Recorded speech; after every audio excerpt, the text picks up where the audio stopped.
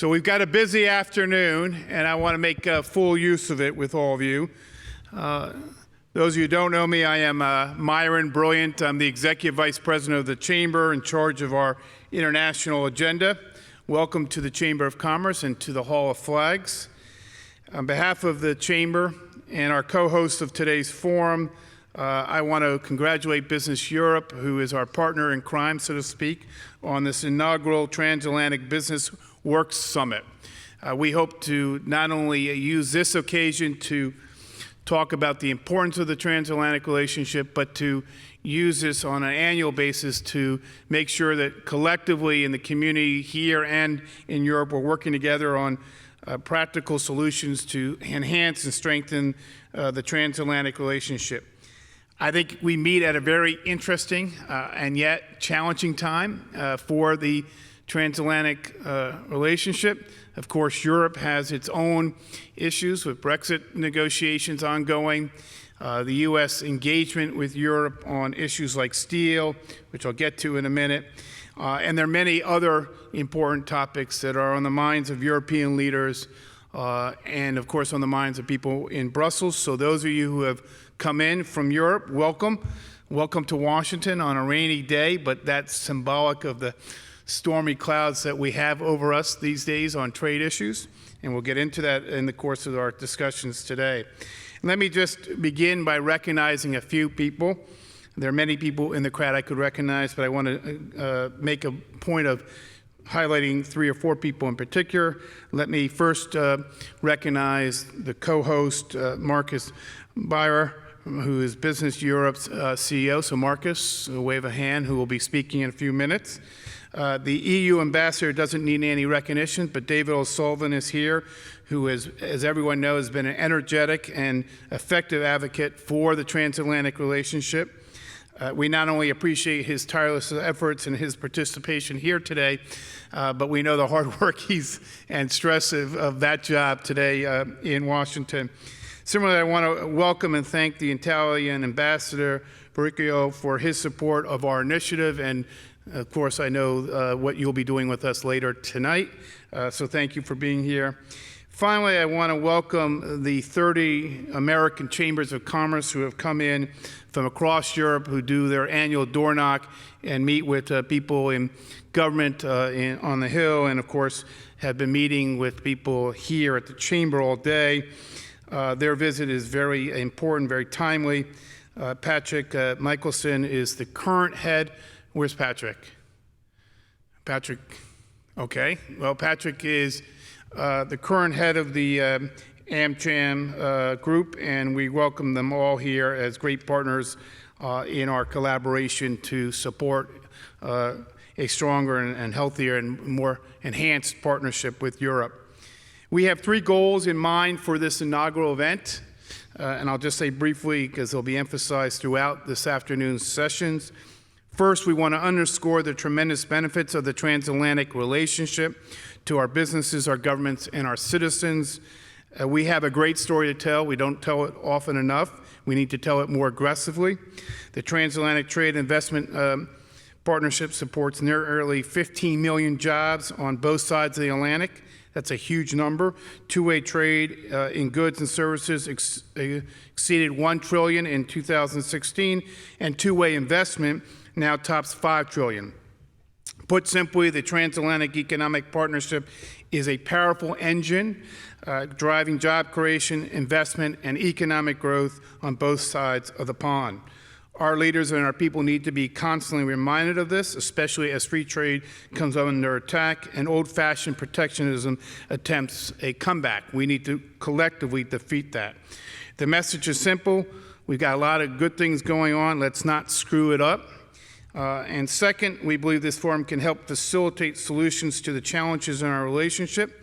I just say that we were champions of the Transatlantic Trade and Investment Partnership, TTIP. We understand that is not in play currently, but that doesn't mean that Americans and Europeans don't have issues that need to be addressed. Like all families, we sometimes have our disagreements. and tensions are running a little bit high at this moment. Maybe that's an understatement. Europe is understandably concerned with the Trump administration's decision to impose steel and aluminum tariffs. We've been pretty clear about our views on that topic and feel that an exemption from these tariffs is too short and unrealistic. I think Europe will find some partners in their alignment on that particular issue. We are concerned about the European Commission's proposal for a new 3% tax on revenues, not profit, of large digital corporations. This would target large, mainly U.S. companies operating in Europe and would hinder Europe's own digital competitiveness, in our view. And we're both concerned about an ascending China and the challenges it represents. There are many other issues that could be discussed, but these are three areas that, of course, are on the table for conversation. I will say that Europe and the United States need to find solutions around data and privacy issues, something that we have been highlighting regularly here at the Chamber, and we just did a big tech global forum. This is obviously a huge issue, not just for the technology companies, the financial companies, but for all companies. So we need to promote, and this would be our third point, we need to promote collective and collaborative transatlantic leadership. And for the world's two largest economies, there's really no other alternative.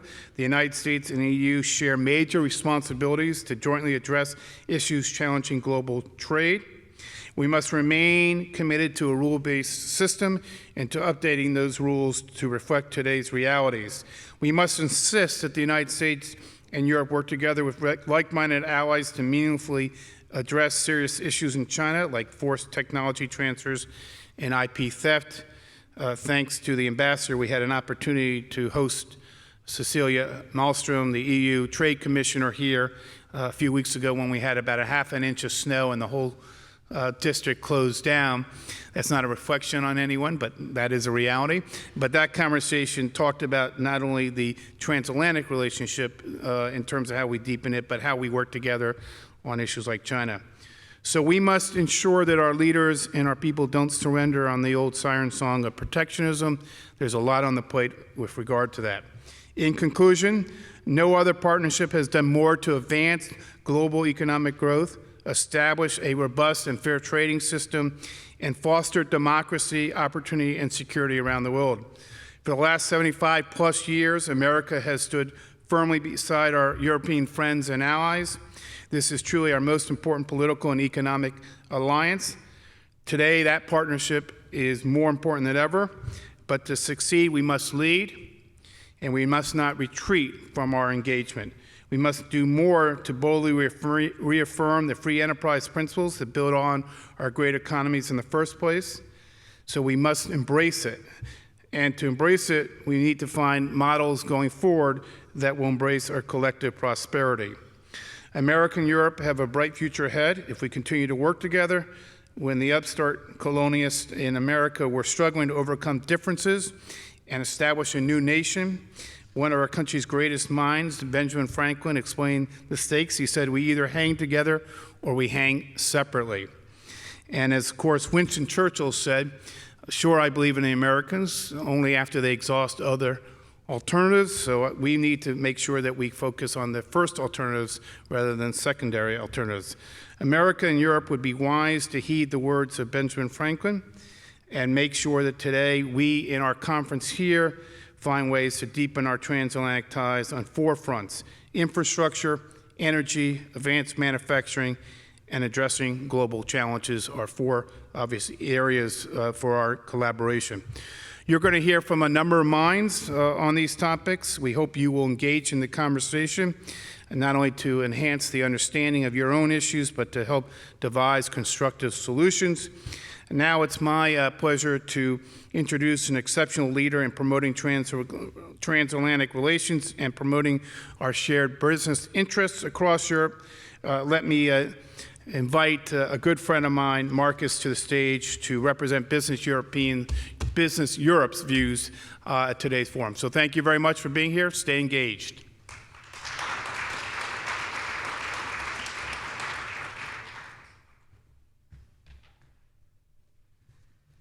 Well, thank you very much, Myron, and ladies and gentlemen, Your Excellencies, dear friends of the transatlantic economy.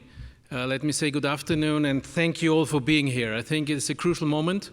Myron has stressed it. I mean, we are representing the deepest, most important, and most far-reaching economic relationship in the world, and we are the crucial phase. And it's very important that we together show that we care, we together show that it works, and we together show that there's so many positive examples, and we need to bring this relationship forward. So really, I would like to pay tribute to the US Chamber of Commerce, which makes it possible that this event is happening at this crucial moment. And thank you, my good friend Myron Brilliant, for hosting us, and of course your whole team, Marjorie, Garrett, who did a great job in organizing this. So thanks a lot, and I think they deserve a warm round of applause.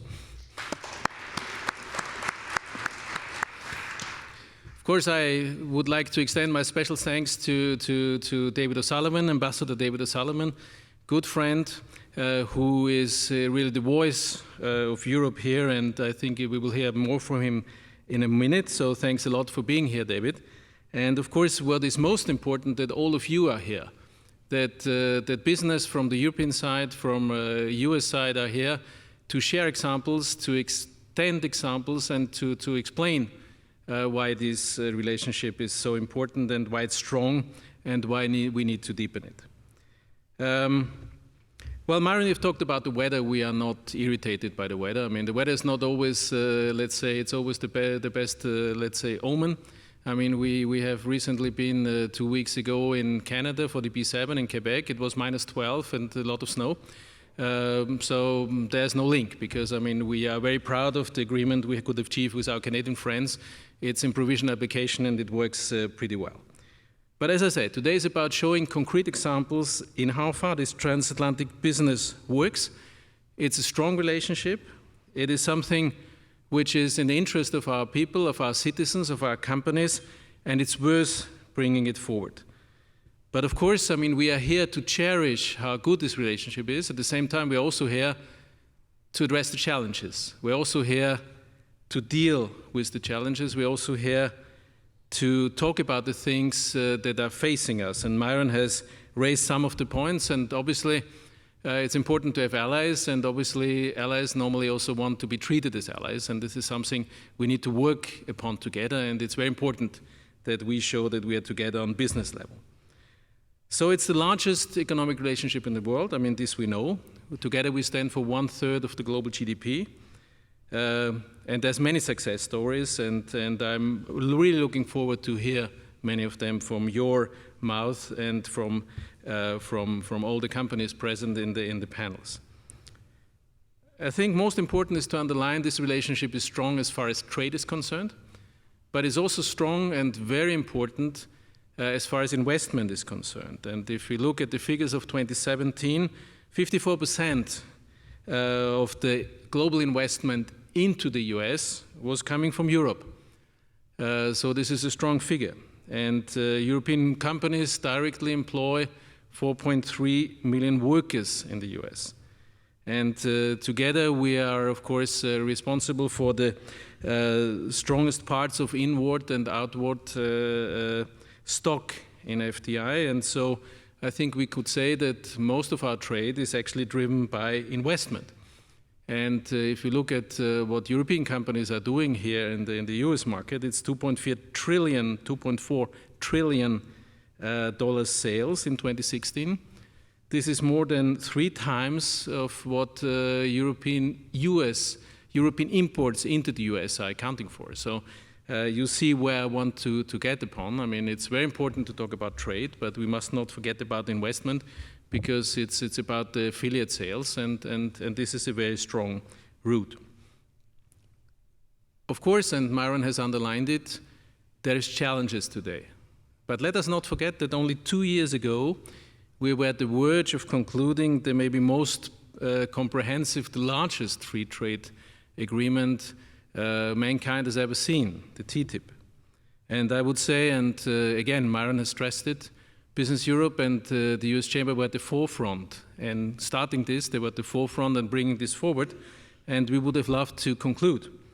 So, and many points we have stressed together. We developed common positions on regulatory cooperation and others. And I think we we made progress. So how could we end up in the current situation? Well, difficult to say. But of course, now the major concern is to avoid major disruptions and to see that we can continue to work together and that we can continue to build a positive agenda. And the truth is, Europe and the US are both global leaders. We have both been at the genesis of the world trading system, and we have a very strong joint responsibility to move it forward. And of course, lately we hear a lot about better deals. And I don't like this so much because, I mean, this is more or less coming from the idea that trade is a zero-sum game. Well, I'm Austrian, and it was Austrian economists who have emigrated to the US who were instrumental in developing the game theory, which is actually underlining that this is not a zero-sum game. So I think what we need is good deals, fair deals, which will bring us forward together and which work for all partners. And I think this is what we need to achieve together. But I think the challenges can be addressed amongst like-minded partners. Of course, we need to do within the rules. We need to do within the organizational framework. But there is a number of issues we are having similar concerns. And of course, talking about China, we are all affected by overcapacity. And this goes for steel, but it also goes for other product groups. And I think Europe takes it very serious to address these issues on WTO level, but also trilaterally. And I think it's the right approach to sit together, Europe, the US, and Japan, to talk about what could be done. And today, the 28 member states were sitting together in Brussels to see what could we do to raise our game in anti-subsidy, and how could we best deal with state-owned enterprises. So I think we are working on it, but we will only be able to do together.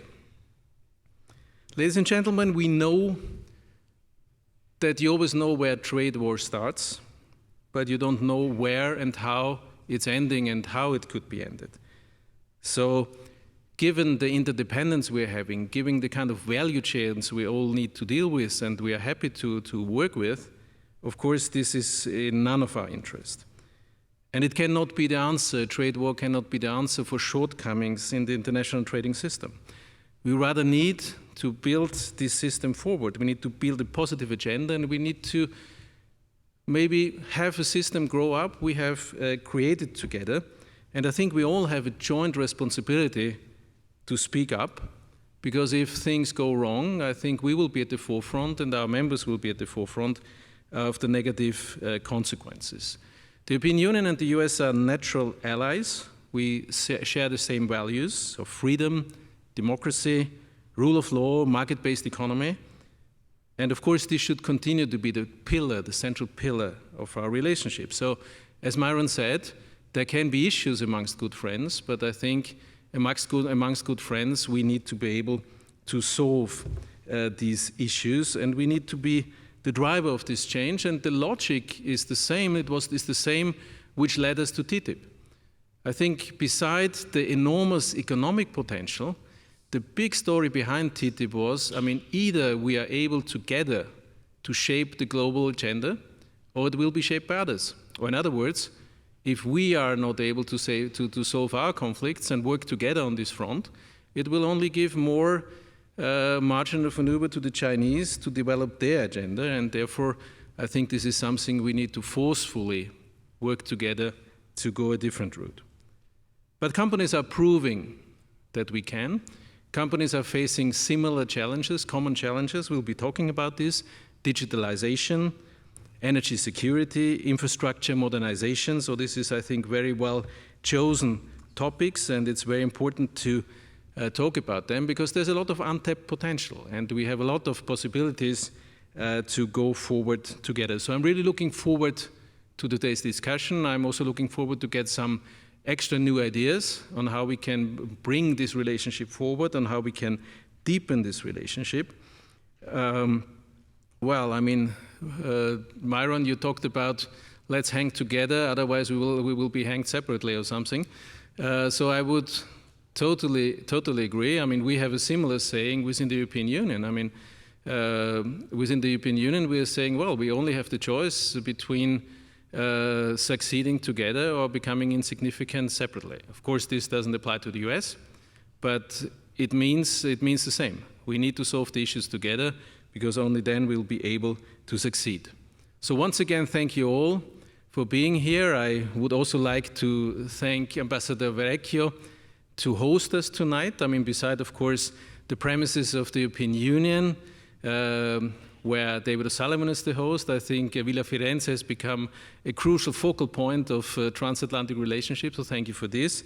And on this thought, I would be most happy to hand over to my good friend David O'Sullivan, who is really the right man. I think the presence of David in Washington shows that Europe takes this relationship very serious. They've sent the best man we had in Brussels, so therefore I'm happy and looking forward to listen to you, David. Thank you.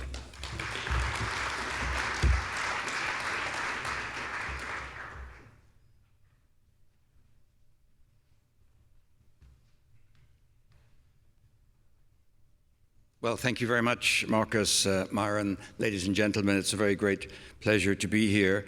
And let me firstly thank the Chamber for organizing this event jointly with Business Europe.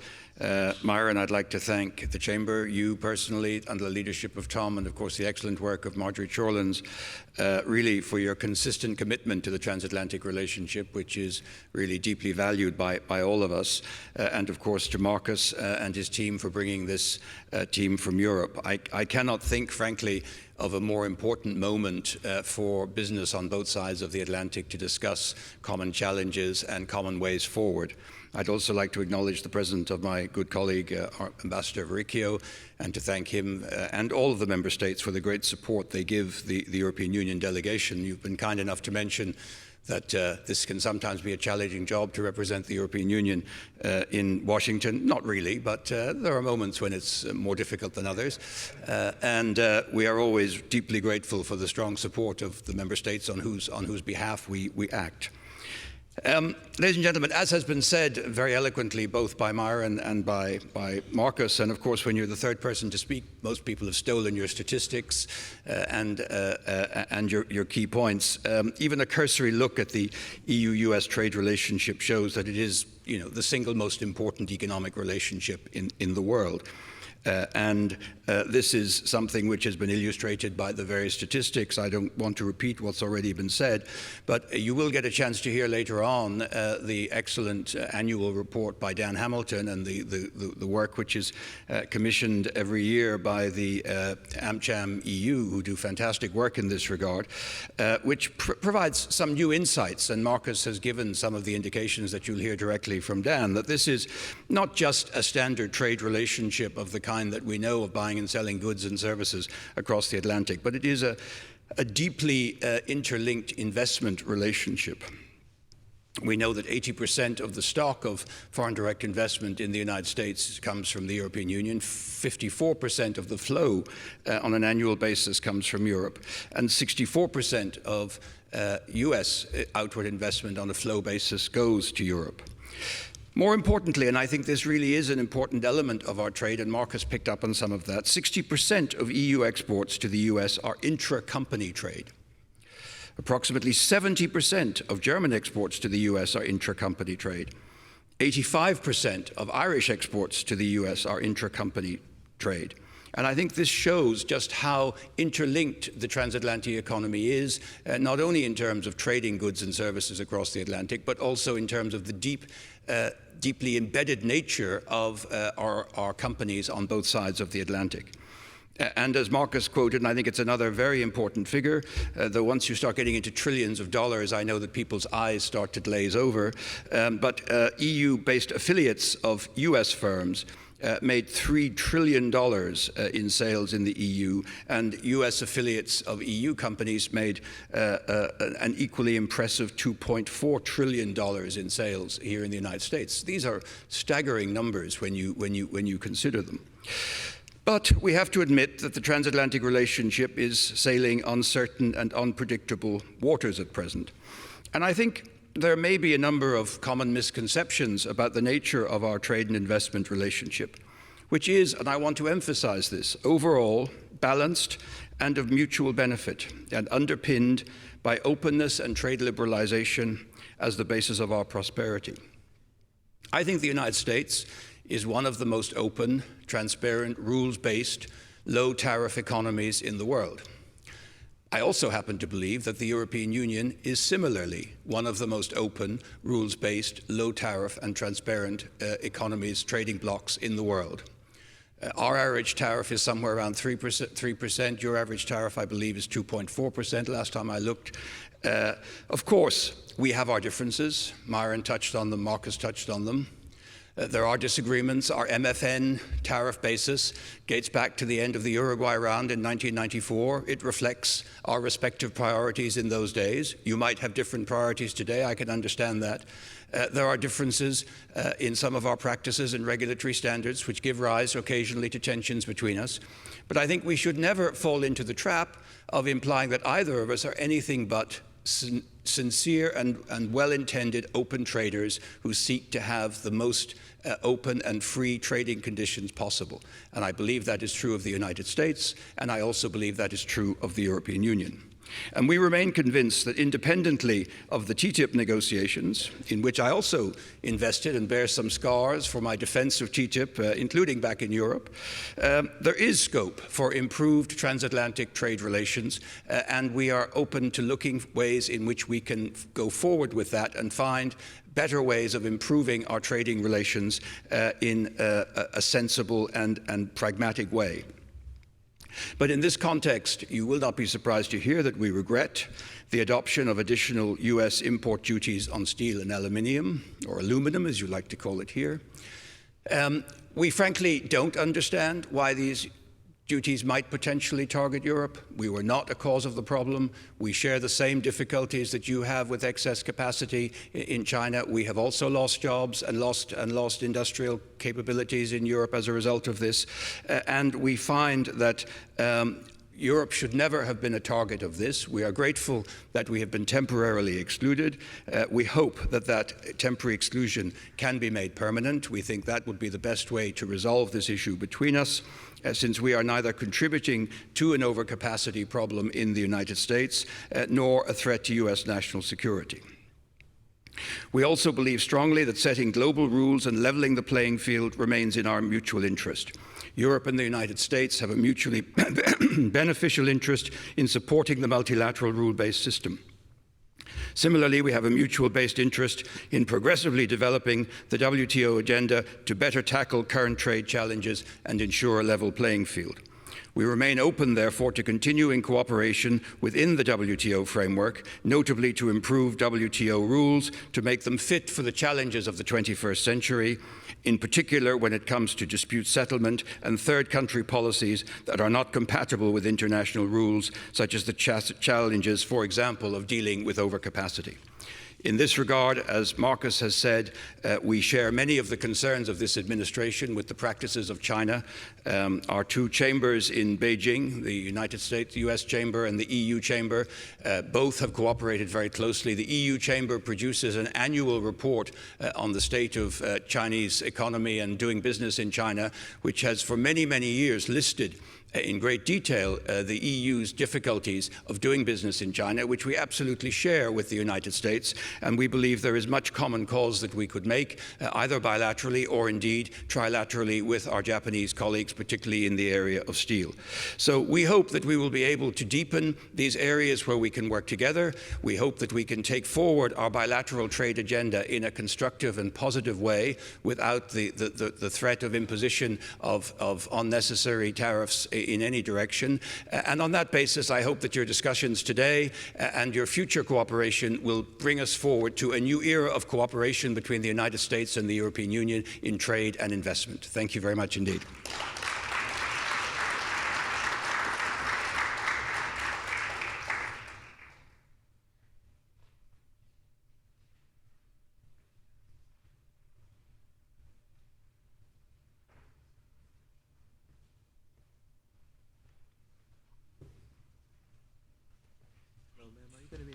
I am.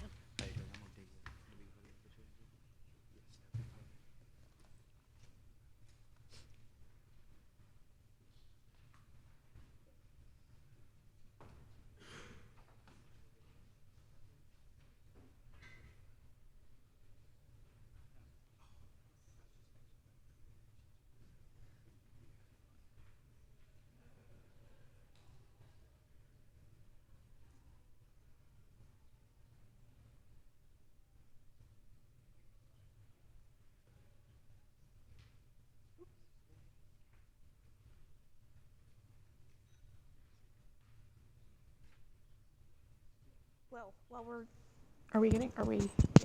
we're getting mic'd up, let me start by introducing myself. I'm Marjorie Chorlins. I'm the Vice President for European Affairs here at the Chamber.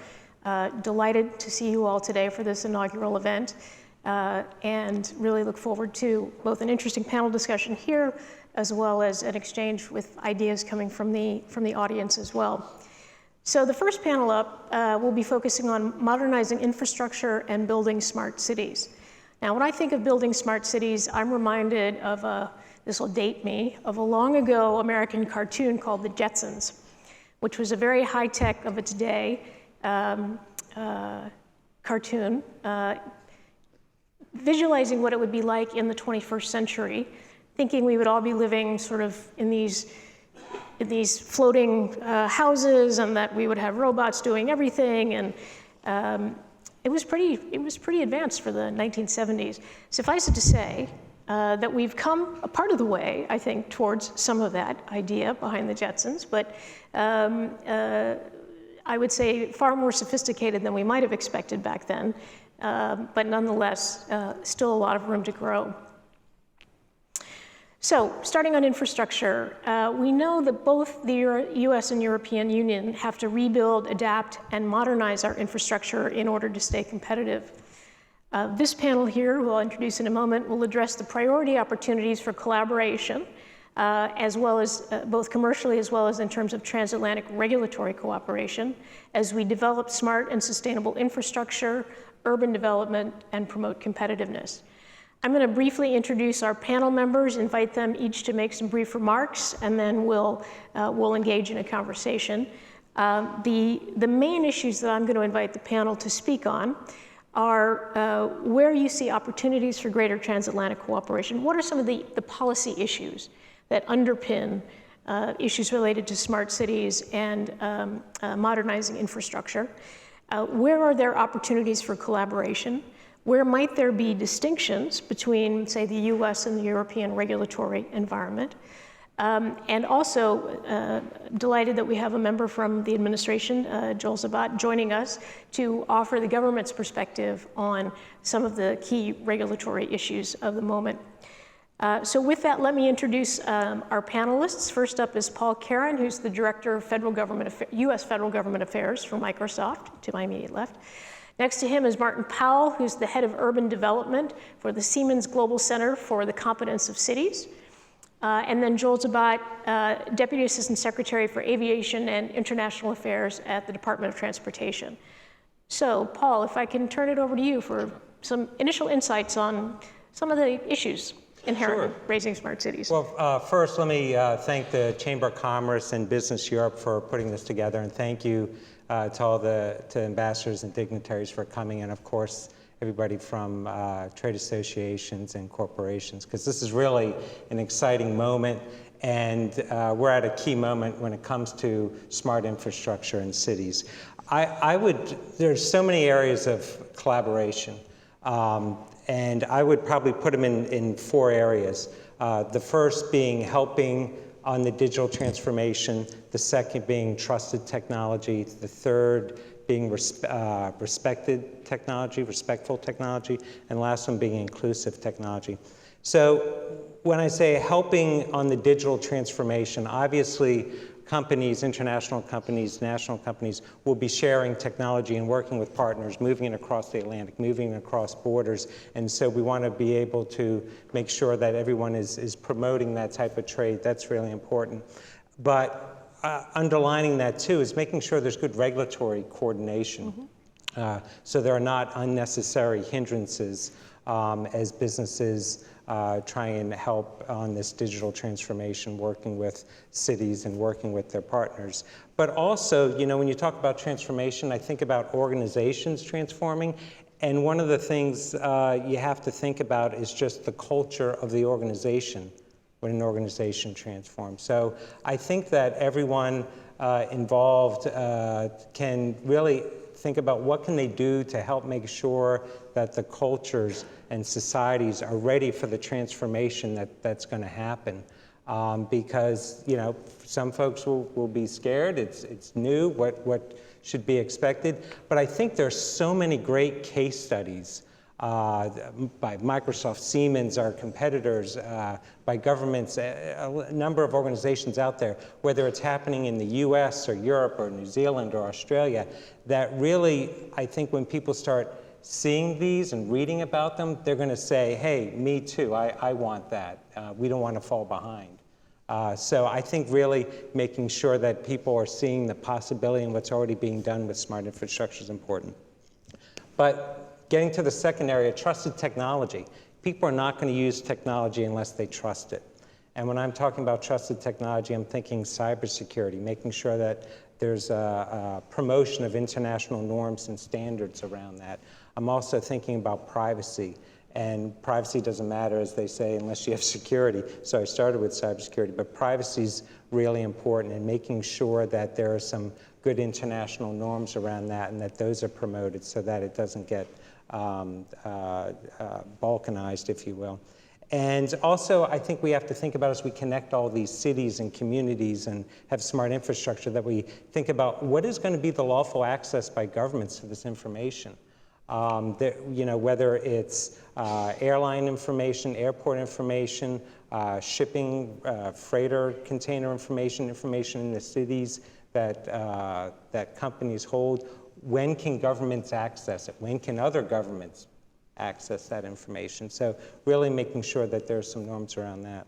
The third area, responsible technology. I think companies know and are really being good at trying to be responsible when it comes to technology.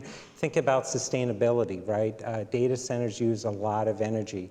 Microsoft, our data centers are 100% carbon neutral, and by the end of this year, we're going to be 50% reliant on renewable energy. And I think everyone's thinking about, as all this energy is being used, how can they be responsible? And also think about e-waste as we think about all these devices and sensors, and how can those be updated and patched so it's not a rip and replace type of thing.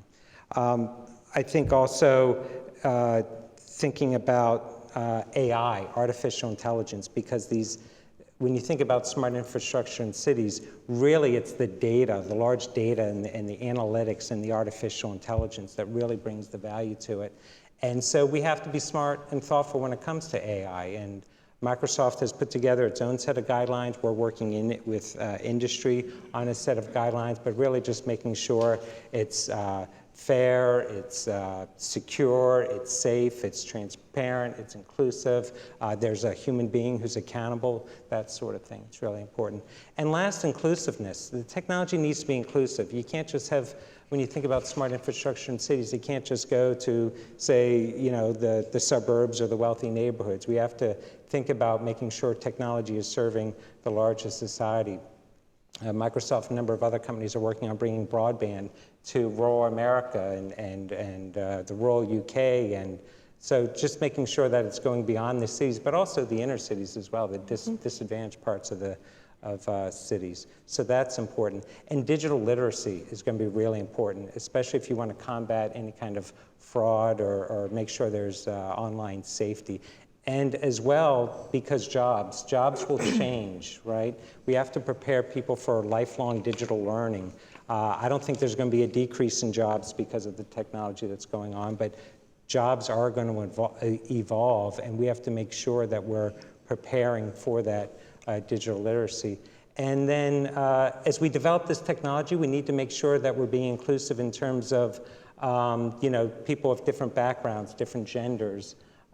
We have to think about accessibility, making sure that the technology gets developed is accessible and works for all. So these are the different areas that some people say, oh, these are all challenges, but challenges are really opportunities in disguise, as they say. And there's a lot of great work being done by the US government, by Siemens, by Microsoft, a number of other companies in this room and in Europe and the US on these. So a really great opportunity for collaboration, but a lot of this all comes back to we got to be able to do that promote the trade and get those international standards and promote the data flows. Fantastic. Paul, thanks very much for those opening remarks. Martin, over to you. Great, thank you. I'd like to start by just saying I'm a proud European, which is something I didn't need to say before Brexit. But unfortunately, I have to say every time I speak. As of January, I'm also now a proud New Yorker. So very happy to be here.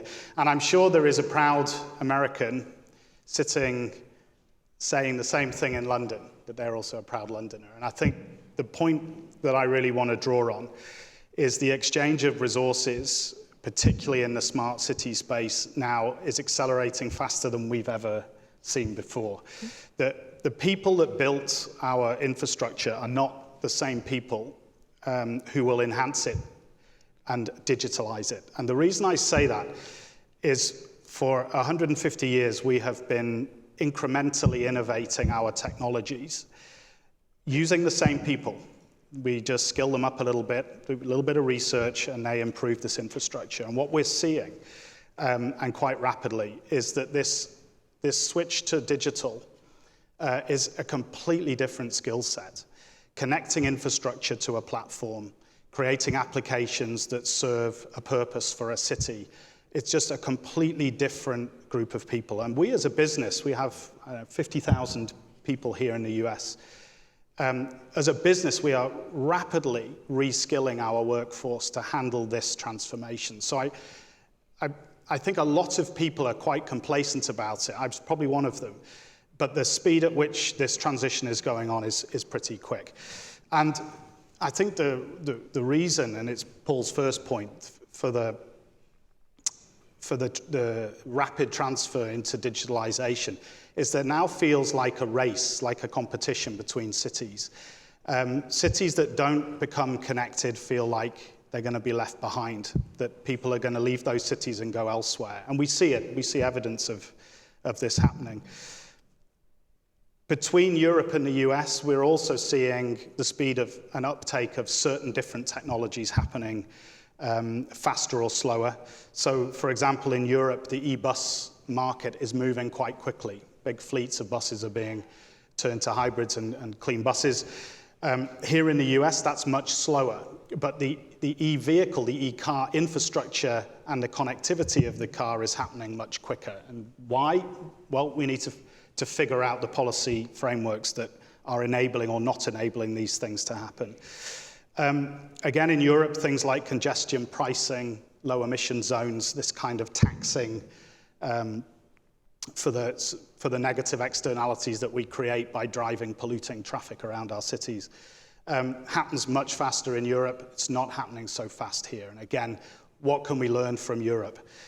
In the same way, in the US, connecting buildings together, connecting them so that they can share power, so that they can reduce their energy use, become much more resilient. When we get events like Hurricane Sandy, how can we recover from these sorts of things? Again, the US handling this much more quickly than Europe. So really great examples of progress that we see between Europe and the US. And then my final point, I think the EU-US cooperation in the smart city space should focus on the objectives we're trying to do. This isn't about money, it's about survival. I think there are social gains from having smart cities. We are cleaning up the air, we are consuming less energy, so we're contributing to combating climate change. We are creating opportunities and better lives and better environments for our people and citizens to live in. So I think, again, one thing, Europe and the US have always done well is focus on a common objective together. And by doing that, I think this pace and the speed at which our smart city development will happen will go much quicker. Fantastic. Thank you, Martin. Joel, over to you for the government's perspective. Mm-hmm. Marjorie, thank you. Ambassadors Myron and Marcus, thank you for pulling this together. I hope to learn as much or more than what I say while I'm here briefly this afternoon. I guess I want to start off first. I want to take one small issue with what Martin said. I have no issue with him being a proud European, Brexit notwithstanding. I spent my formative years, I spent 3 years patrolling what was then the East-West German border, and I feel that sense of being a proud European as well. But I'm from Boston, so I take issue with you being a proud New Yorker. Because when you're in Boston, your two favorite baseball teams are the Red Sox and whoever is playing against the New York Yankees. Precisely. Ambassador O'Sullivan very correctly pointed out that one of the hardest challenges is to be the third speaker, because by the time you come and speak, most of your points have already been made. So I will try not to repeat them. And as I'm hearing from the government perspective as opposed to the industry perspective, let me just say, to take my opening remarks here will just be an overview of where there's opportunities for cooperation on the regulatory side. Ambassador O'Sullivan pointed out that both the European Union and the US are the two greatest rules-based societies in the world. The challenge is that our rules don't always align. And many of these have impacts on smart cities and other infrastructure and growth opportunities, trade opportunities we have between the United States and the European Union. And so just to highlight, if you will, 4 of them that are emerging or what we see as major going forward. The first, and Paul already mentioned this, but privacy. So the European Union is already taking a stab at how do you determine what data that you're collecting is kept private and what data is shared. That's huge as we go forward to try to figure out how will cities be connected, what information will be shared and what won't. The United States, we've had a recent series of congressional hearings with the heads of one of our major corporations that are dealing in this area. But we have not yet, as a nation or as a federal government, try to tackle that issue of privacy in the same way that the European Union is doing. And so we don't have a convergence of views on that. Secondly, Paul also touched on this, but cybersecurity. If you're going to have smart cities, if you're going to have a lot of these new emerging technologies, you're going to have vehicle to infrastructure, V2I, infrastructure communications. These things are remarkably vulnerable, both to accidental interference, but also to interference, deliberate interference from hackers, bad actors, and of course from state actors as well. How we address that is going to be one of the major challenges of this generation. Third issue, for artificial intelligence, I think many of you of a certain age remember, as I do, the novels of Isaac Asimov and the 3 laws of robotics. Okay, well, we're developing robots now. We don't have laws that govern their behavior, at least not universal laws, and those will have to be developed. We have prominent pessimistic futurists in the United States right now who think that our chance as a civilization, of a society, of surviving our transition into robotics is only about 15%. I think we all have a vested interest in proving those people wrong. I would like to be around for personally for a few more years, and as humanity for at least a few more generations. And then fourth and finally, which ties together the other points here, resiliency. So last fall, I was talking with a prominent U.S. military commander whose concern was that in terms of military strength, but also societal strength, that we have promoted greater effectiveness, greater efficiency, but at the expense of resiliency.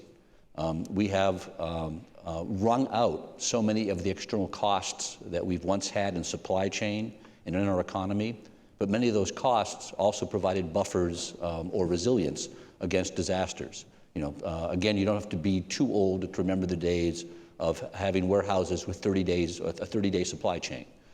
We've reduced those costs, we've wrung those out.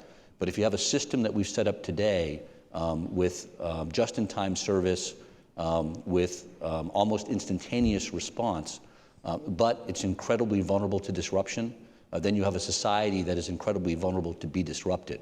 And as governments on both sides of the pond, we have a responsibility, more so than individual businesses do, of determining how do we assure that the businesses are able to wring out those costs at the same time that we as a government ensure that the society has the resiliency that they need. The one example that I'll give on that is that there's a popular novel out in the United States which postulates that a single nuclear weapon, an electromagnetic pulse that explodes over the center of the U.S., would wipe out so much of our electronic infrastructure that up to 90% of the population would die within 1 year. I can't imagine that the situation in Europe would be any different than that. But that's the sort of resiliency that we're talking about trying to address going forward. So on that happy note, Marjorie, I'll turn it back to you. Kidding. Wow, okay. So to lighten it up a little bit.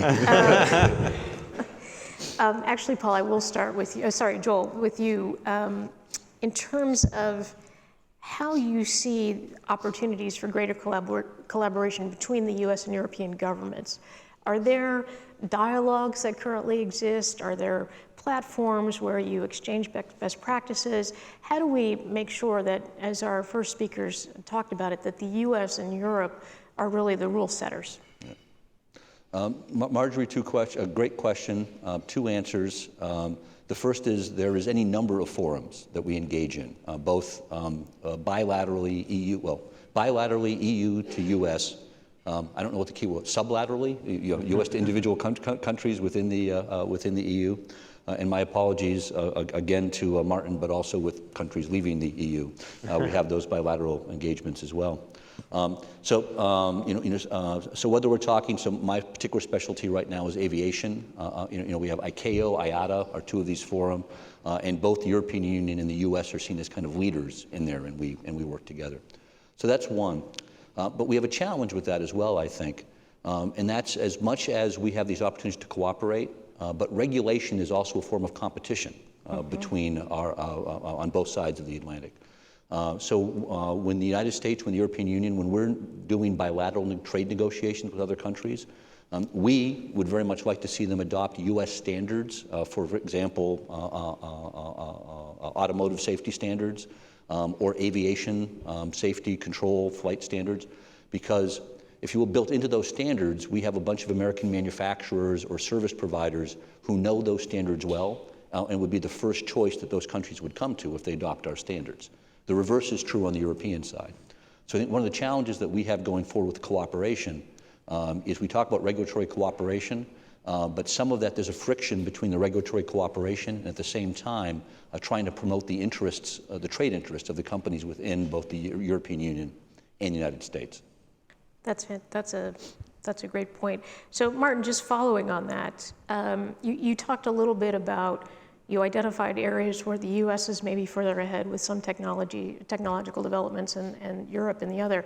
How does industry promote greater regulatory cooperation? How do you go about making sure that your views are heard and you are actually helping to shape the debate on topics that are evolving on a daily basis? I think firstly, there's a lot of trust that needs to be established, and this always takes time. The concept of having common standards is actually something businesses welcome, and I'm sure Microsoft would say the same. If you sit around and all agree the same rules, businesses are super happy about that. And then you can go off and figure a tactical way to be better than your competitor and then actually compete. So I think there's certainly space, and in fact we're leading a coalition of companies. We're getting signatories every day in the cybersecurity space, where we can all agree something as a set of regulations that we can all abide by as a minimum standard. Mm-hmm. And I think this kind of addresses the issue of the security of our assets, but never entirely. I think then businesses will emerge that become super good at doing this, or super safe. Really interestingly, somebody who's a real expert in cybersecurity, he's a friend of mine. I won't say who he is. He'll hate me for it. But he said, if you want to keep all your passwords safe, write them down in a book and carry it with you, which I thought was really interesting. So rather than have it locked into a computer system that can be hacked by somebody else. And we have to move past this. This is not a modern day solution. And the only way to do this is close cooperation on the underlying standard. And the only way we'll do that is sit down as a set of businesses to make that work. Mm-hmm. There's no other way of doing it. And no one in this space, no one organization or one country is going to drive that standard. I think it has to be a cooperative effort. Great. Paul, you touched on a number of topics that are top of mind for companies today, whether we're thinking about smart cities or other evolution in our economy, our global economy.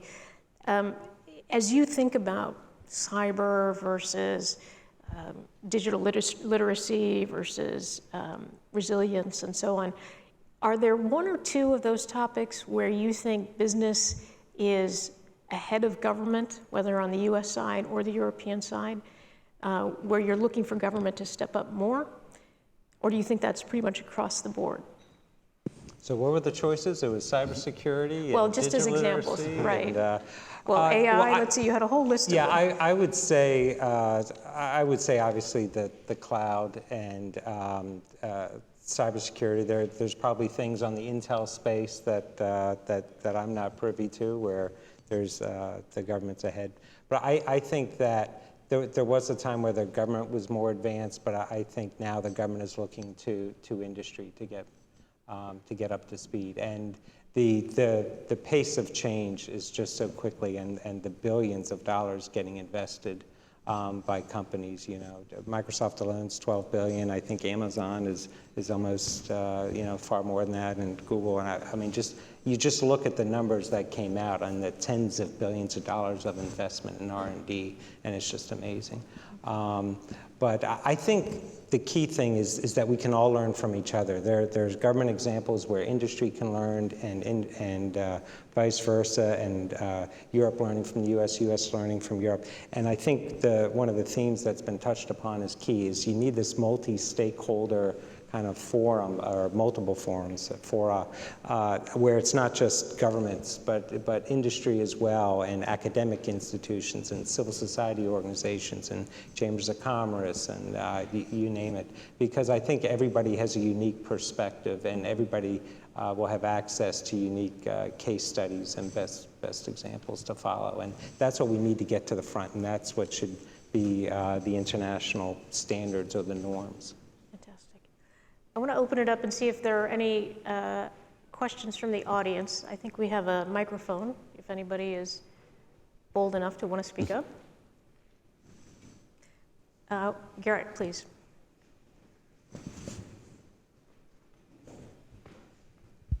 I'm Garrett Workman at the Chamber. Joel, my question's mostly for you.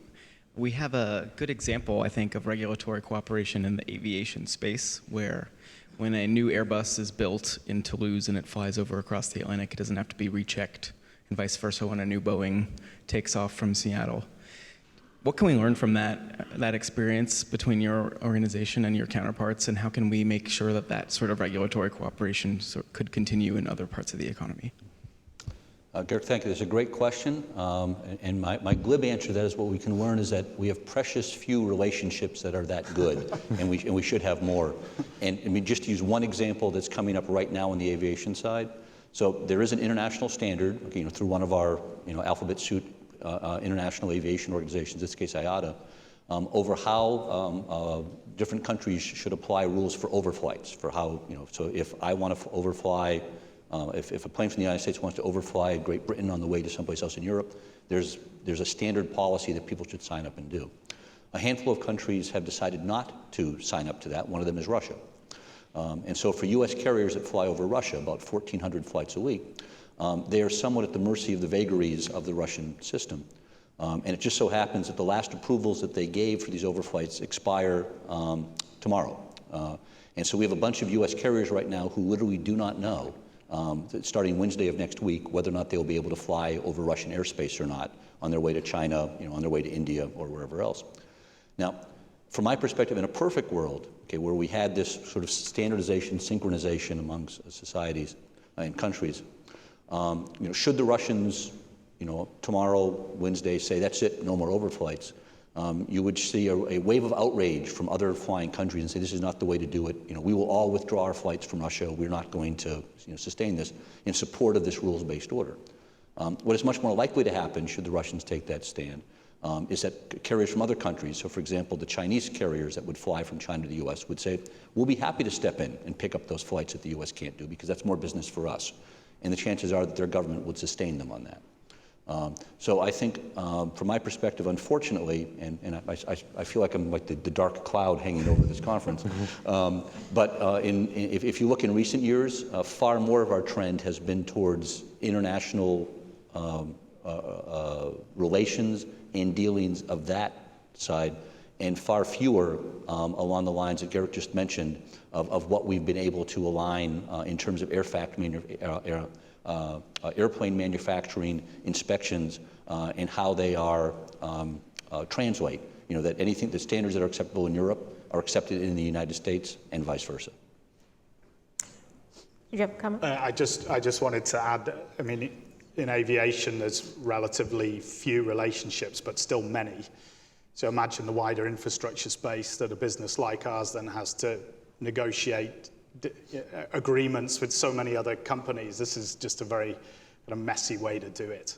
So again, this is why businesses in this kind of space are happier to come together and cooperate before they go off and compete, so that you can establish those broader rules and not have to tailor them to each and every customer. It just becomes just a messy, time-consuming effort that sort of distracts you from your daily business. I wonder if, are there other questions? We do have another question over here.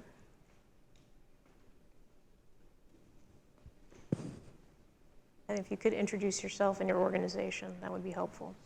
Oh, we've got two then. I'm Bob Hershey. I'm a consultant. What is being done to be able to bring things together over the internet and have meetings where people put up their funding and get an economic consensus of what they want to do?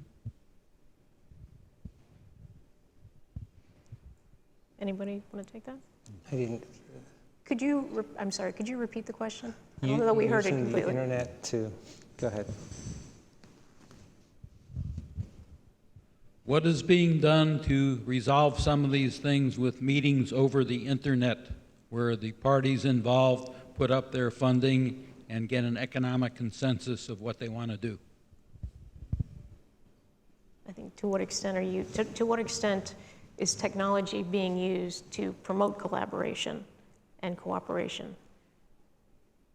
So for Microsoft, we have Skype that we use for our telecommunications and can do phone calls over the internet. And I think maybe one of the themes of the question is, what are companies doing to invest in new technologies? And Microsoft has a part of the company that focuses on venture capital investments and funding, and that's something we're always doing. We're always looking at that. What are the new startups? What are the new technologies? Whether it's coming out of Silicon Valley or Cambridge, Massachusetts, or overseas, and what can we do to really help invest in that and scale it and make the most of it? Just from a city's perspective, if you connect all of its infrastructure to the cloud and you organize that data that you collect, you can begin to discover things that you never knew. And this is the race that's going on at the moment. So if you combine grid energy performance data with the way people are moving around the city on a particular day, you can begin to predict how best to generate that energy, how best to distribute it, how best then to consume it within the buildings that citizens live in. So I think the biggest gain now of having a common platform from which you can store this data is you put the power back into the city to be able to improve the lives of citizens. This is exactly the space that we, Microsoft, Siemens, many others, IBM are here as well, want to play in. We want to organize this information in a way that people can benefit from it, but the right people. So we want the city to control how this data is used so that you don't just make taxi trips cheaper.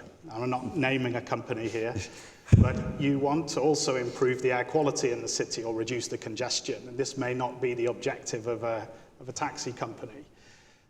So for me, the key is to store the data in a common place, allow people to access it, allow the citizens that live in our cities to benefit from it. And at the moment, they're missing out in most cities that we operate in. I think that brings up one of the other things. You were talking about investments, what investments can be made. And there are a number of standards and guidelines out there, but governments have at their disposal and a lot of data that if continuing to make that data open, I think will bring about a lot more innovation.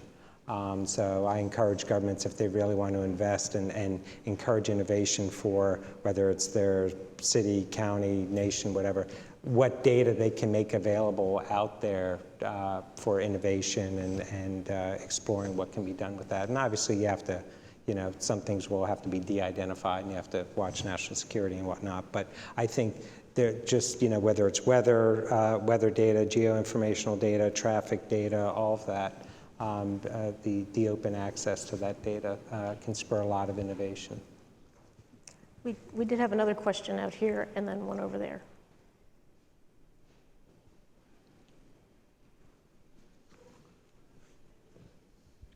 Well, thank you. Peter Kirkegaard from the Confederation of Danish Industry.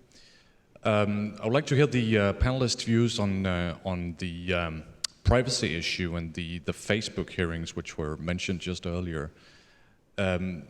Is that going to be a catalyst for sort of a convergence of EU and US privacy rules, or do you see those sets of rules being still going in opposite directions? Thank you. It's an excellent question. Yeah, I think it'll remain to be seen what happens, especially in this election year, and it may be a multi-year kind of view. You have to look at it. But I think before those hearings and before the revelations, the U.S. was clearly at one end and the EU at another. And there were some privacy laws that would get introduced in Congress to try and move things in one direction. But I think after these hearings now, there seems to be a greater appetite, at least expressed on the Hill, to explore what could be done. I don't know whether, how far along the spectrum it will go, but I think already you've seen a number of bills introduced. So it'll be interesting to see what happens. Obviously, the legislative year is tight for this year with the midterms coming up. But it'll be interesting to see what happens maybe in the following year. So we'll be looking at all the different proposed laws, the bills that get filed, and see what happens. But I think there will be a shift. Joel. Talk about throwing me under a bus. As Marjorie pointed out, I'm an administration official. The administration does not have a position yet on kind of the development of privacy. So I'm going to take a pass, and I'm going to throw this back on Martin. Great, thank you. It's my pleasure. Are you a Yankees fan, by the way? No, Mets. Mets. Okay. There you go. We're friends again. Exactly. It's a tough one, and it's long overdue. I think he should have been, I'll be careful about who I'm referring to, but I think this issue should have come to a head much sooner. I think, again, when it comes to smart cities and data sets from our infrastructure, the data is generally very secure because the assets are already in place. We have train assets, we have energy assets, building assets, all sorts of things across the city. The key is if you lift that data to a cloud-based platform and store it, you have to then make it secure. But actually, it's not affecting the underlying system. So if somebody hacks the data, they might steal some information, but they're not going to turn your traffic lights from red to green at the flick of a switch. So I know these things have happened, but not at the data layer. So I think that the key is when it comes to the use of that data at this top layer of our infrastructure, we need to secure it. We need to determine who's allowed to access it, who's allowed to play with it, to try and come up with applications. But ultimately, the only people that are really going to gain from that data are ones that create applications that they can then sell to citizens to improve their lives. So that data, energy data, building data, and so on, isn't particularly useful unless you make some sort of business sense from it. So I would hate to get too distracted on the data privacy issue when it comes to smart city infrastructure data. I think the key is allowing people to access the data in a safe location. The underlying system integrity is protected, but also to incentivize small businesses to come up with these new ideas. I mean, to really unlock the potential that's yet to be discovered, I think is the key to having this data in this area. Let's discover together how we can improve our cities. I think this is key. David's got a question. We got a microphone? One is coming from the back of the room. While we're waiting, I will pose a question, and that is, you talked about digital literacy. To what extent are the challenges a generational challenge? Do you find that people, younger people are easier, they're better able to adapt to some of these changes and care maybe less about some of the policy issues that you've raised? Or is it pretty much across the board? I think that I was at the White House event where we were doing STEM code, hour of code, and the kids were coming in for the Easter egg roll, and it was amazing. These first, second graders that were doing this visual block kind of coding, and they do pick it up very quickly. But I wouldn't create a stereotype that older generations are less able to do it or anything like that. I think you train or provide education based on where people are, but I think that in terms of like cybersecurity, it's going to be really important to make sure that we're getting folks educated, even just basic, to make sure to help fight online fraud and promote internet safety, just a basic hygiene when it comes to the internet. But in terms of cybersecurity, we just need a lot more people focused on STEM and computer science majors and people that can do, you don't necessarily need a computer science degree to do cybersecurity, but making sure that we have more folks that can do cybersecurity, because it's just going to be really critical. The demand is just so much greater than the supply. Great. And then, please. I think it's a truism that young people pick up new things faster than older people across the board, languages, technology, what have you.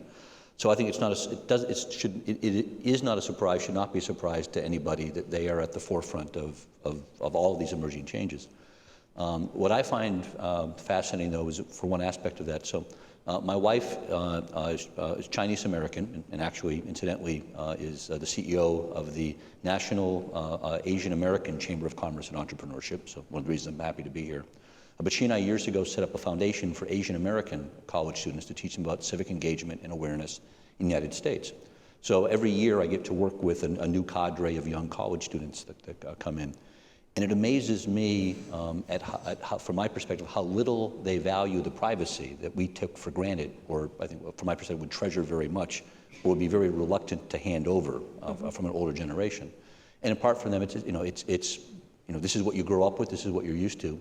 But also there's a trade-off. You're trading off that privacy, that information that goes to people whose business model is to collect all your personal interest and then sell it to would-be advertisers, in return for which you get all of the services that the social networks and the media and stuff give you, and the ability to interact with one another, on your cellular devices and others. That for them, that's part of their lifeblood, less so for those of us of an older generation. Martin? I just think this is a volume question. There are a lot more jobs now in data science, data engineering, data mining. I mean, the fact that there are 3 job titles, and 3 years ago there was 1 for that, is showing the maturity of this market growing.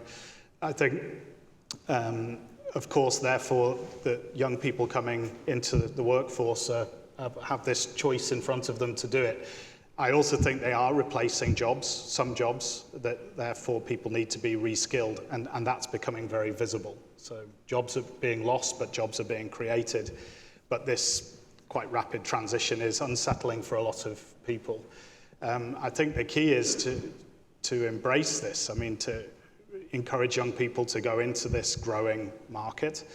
But I still think experience will exist in how you make that data work for society. So there are still lots of actors at the device end, at the data acquisition end, at the analysis, then how you create the application, and then how you deploy it. I mean, when you want to reduce congestion, you then have to put measures and real physical infrastructure back into the city to solve the traffic problem or to solve the air quality issue. So There's still a lot of experience required in how you pull the pieces together, but there are a lot of new jobs coming. I will encourage my children to go into this space. I think this will be this will grow for many, many years. Indeed. David. Thank you. David Short with FedEx. I'm told that with anticipated developments in technologies like artificial intelligence, robotics, 3D printing, to name just a few, our way of life is going to change dramatically in the decades ahead. Things that some of us may think are pretty cutting edge now, like being able to go on a smartphone and use e-commerce to order something from halfway around the world and have it delivered in 72 hours. That's going to be really old-fashioned. It's going to be sort of like 20 years ago we all thought AOL and dial-up internet was the latest greatest, and now I don't know if there's anybody in the room that still uses dial-up internet. So my question is for both business and government, are you all anticipating and preparing the infrastructure that this world of 10, 20 years from now is going to require, or are we more focused on the unmet needs that we have today? Great question. Government, almost by its very nature, especially in democracies, tends to be backwards looking. We always follow technology, but having said, I think it's not fair to say let's look to government on either side of the pond to drive what are these new emerging technologies. But certainly on the infrastructure side, there's a lot that's already being done that government is part of the process of pulling forward. Energy, LNG, there's a lot that can be done between the US and Europe. Aviation, drones, there's an awful lot that's being done right now, recognizing the need to come up with some common standards of how that's handled. Communications broadband, that's almost now old news. We've done so much on it, but there's more to do there as well. And then I think in the next big thing that we're working on are the standards for automation across the board, whether it's vehicles or other forms of automation. So on the government side, again, I don't think you can't call us cutting edge because we're going to always follow the lead of technology in the private sector, but government is engaged in an awful lot of that. Yeah, this is happening today. We can't even wait 20 years. You can now order parts that are 3D printed in a local factory as close to your destination as possible. So it's done to your specifications, and then you go along and you pick up your very specific part to be fixed. Or alternatively, have it delivered by FedEx. So that's a plug for you. Nice save. But this is really emerging now. I mean, soon you'll have vending machines where you can choose, what you want, and this is 3D printed within the machine, so that you can pick up the part, the washer, or the very specific piece that's going to, fix your faucet and get you going again. And then maybe even as a service, you don't even procure this yourself. Somebody else procures the piece through their own 3D printing capability and comes and installs it. It's all done. This is happening. I mean, we're seeing this in our factory operations today. This is now spreading to society. Smart cities are ones where those manufacturing facilities will be located throughout the city, bringing businesses really back into the core of our big cities so that we can better service our infrastructure through this kind of approach. Yeah, I'd say the technology's here. Right across the street to the end of this month, Microsoft has a digital transformation showcase that government agencies, businesses, partners, and whatnot have been going in and touring, and it's very hands-on and immersive. And you see that the future, it's here.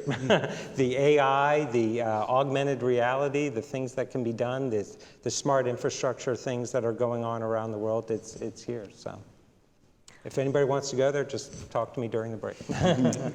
Well, look, I want to thank each of our panelists for spending some time with us this morning, or this afternoon. I mean, obviously, there are a whole host of issues, policy and regulatory issues, and commercial issues that come into play when we're talking about smart cities and modernizing infrastructure. It sounds to me as though there may be a good dialogue underway on some of these issues between the US and their European counterparts, and that there is a lot of room for improvement, hopefully with an eye towards minimizing the divergence as these technologies evolve on a very rapid basis. So I'd like to invite our panelists on the energy panel to start to make their way up, and as they do, I'd ask the audience to join me in thanking this panel.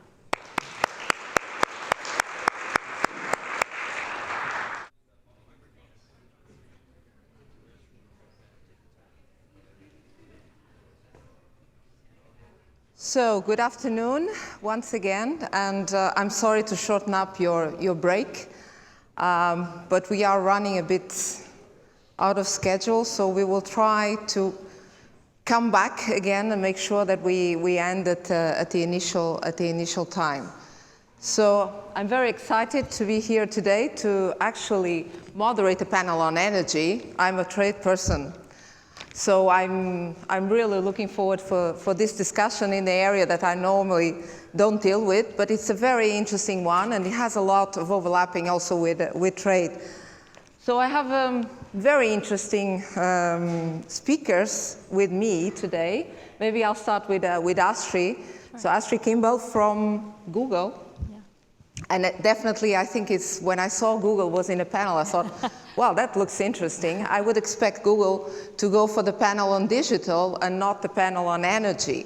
So, but I think Astrid will tell us a little bit Google history in terms of energy and what they are doing in this area. I have with me also George from Solvay. George Corbin, and Solvay, it's a manufacturing company, well, dealing with chemicals, so that's a sector that normally deals heavily with energy.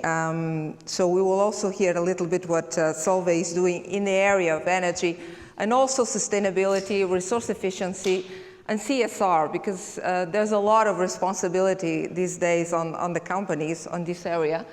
I think the public, the citizens, are expecting that business takes more and more engagement in making sure that we have a more sustainable society and we have a better environment for our citizens. And last but not least, I have Jim Bruce from UPS. Again, a company that it's not directly linked to energy, or you would not expect them to be in a panel on energy, but he will also tell us a very interesting story about what UPS is doing in this area. So I think the objective today is to understand a little bit what our companies, we have here 2 American companies and one European company, what these companies are doing together, how they are cooperating in the transatlantic economy, also in the area of energy, and what is the potential for further cooperation, and also what companies are doing to make sure that we do a correct uptake of innovation and innovative solutions that we have in this area. Also to make sure we address some of the challenges, climate change. We are in the US, of course, as Europeans, we are very sad that the US president decided to pull out of the Paris Agreement, but this doesn't mean that companies and also states in the US are not doing a lot in this area. So I think it will be also one of the topics we can raise. And of course, what companies are doing more and more is just not a question of regulation and being forced by regulations to do something. It's also a business case. There is an interest in the business community to use better the resources and to make sure that we have sustainability and that we create a business that it's also better in terms of both for the citizens, the environment, and also for the company. So I maybe start by Astrid. Sure. Because definitely Google is a very interesting story. I mean, you have a lot of data. You process data. You are known for that. But this requires a lot of resources, also in terms of energy.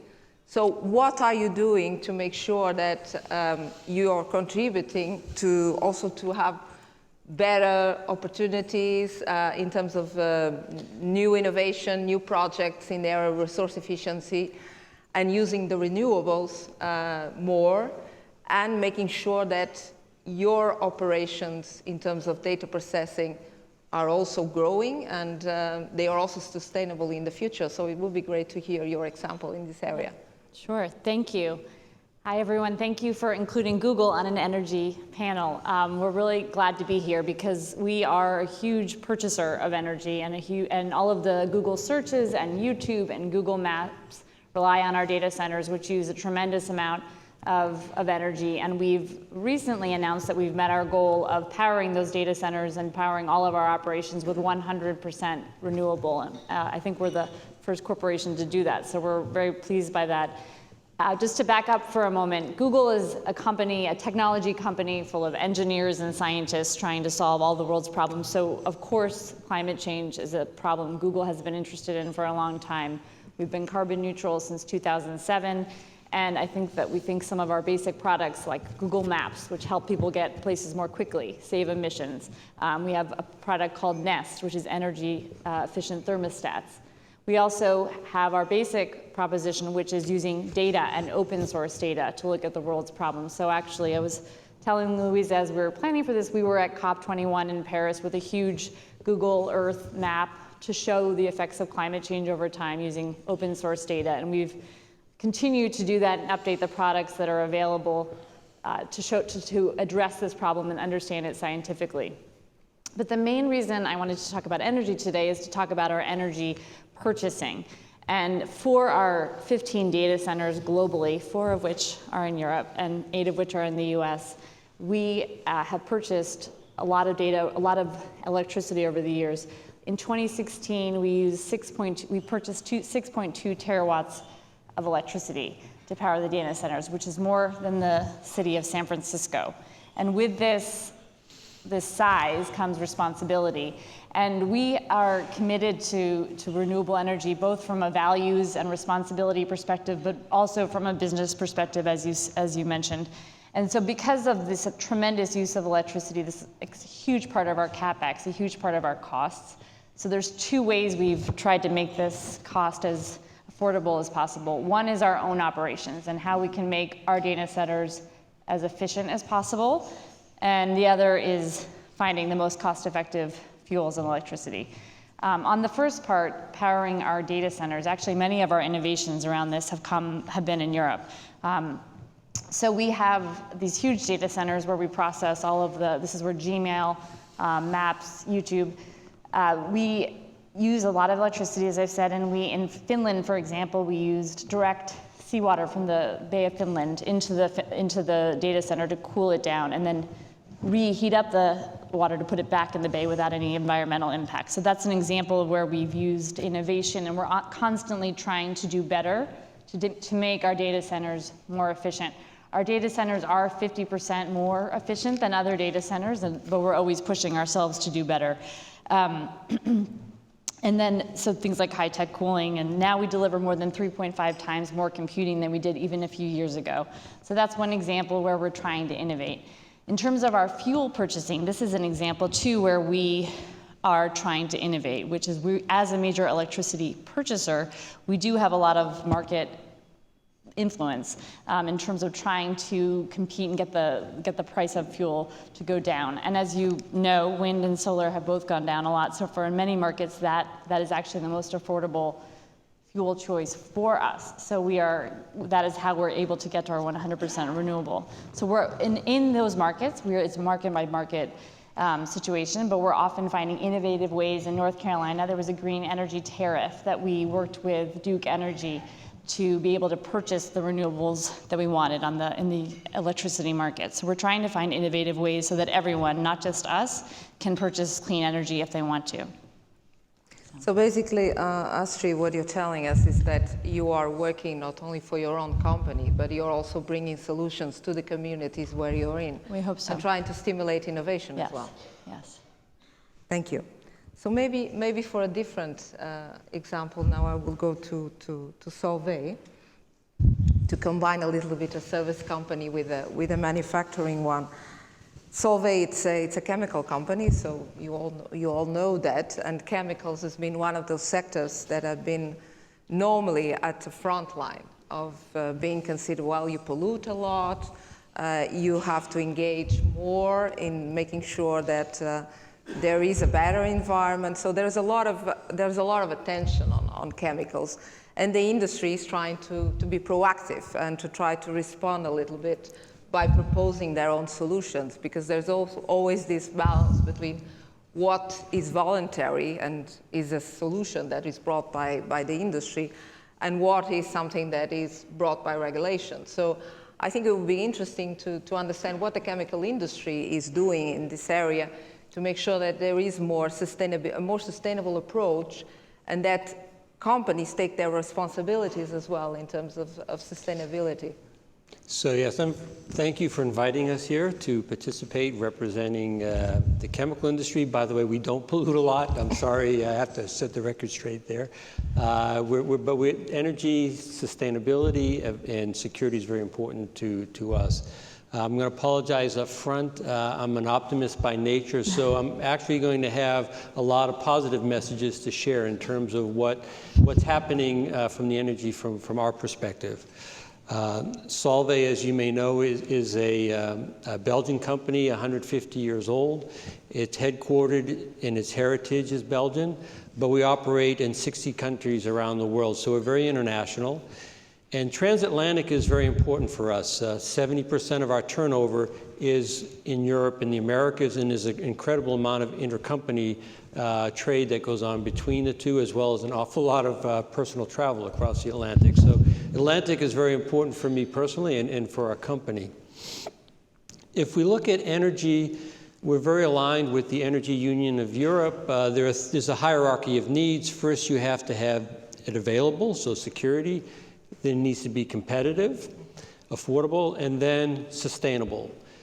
And I'm going to focus most of my comments on the sustainability side, because Solvay as a company is passionate to fight forcefully for climate change. This is something we believe in. It doesn't matter if we're operating in the US. We do not have a different policy in the US than we have in Europe. We have very ambitious objectives to be part of the solution to climate change, and I'll talk a little bit about some of the things we're doing there. When we look at energy in a chemical company, we have two big levers on how we can address the challenges. One is our own operations, to optimize that, to look for improvements in efficiency, to reduce our carbon footprint, and we have very ambitious goals around that.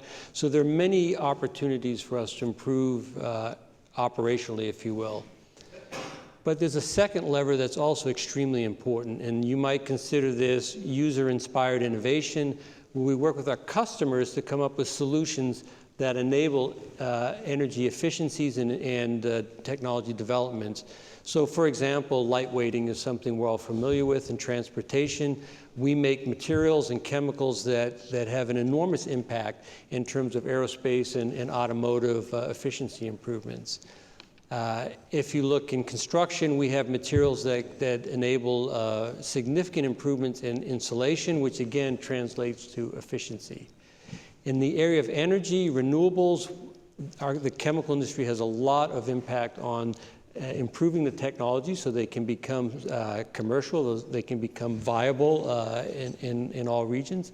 And we also have technology that enable more conventional energy. So there's a lot the chemical industry can do to address these challenges from both our own operations, but also innovating with our customers for use savings, if you will. If we look at the actors in energy, we have the government, which today has some positives, maybe some infrastructure investment in smart cities, but also some mixed, I would say, uncertainties in terms of the Paris Accords. So the government has an important role to play. But there are other actors that are doing their job right now. Industry, as you mentioned, Louisa, corporate social responsibility.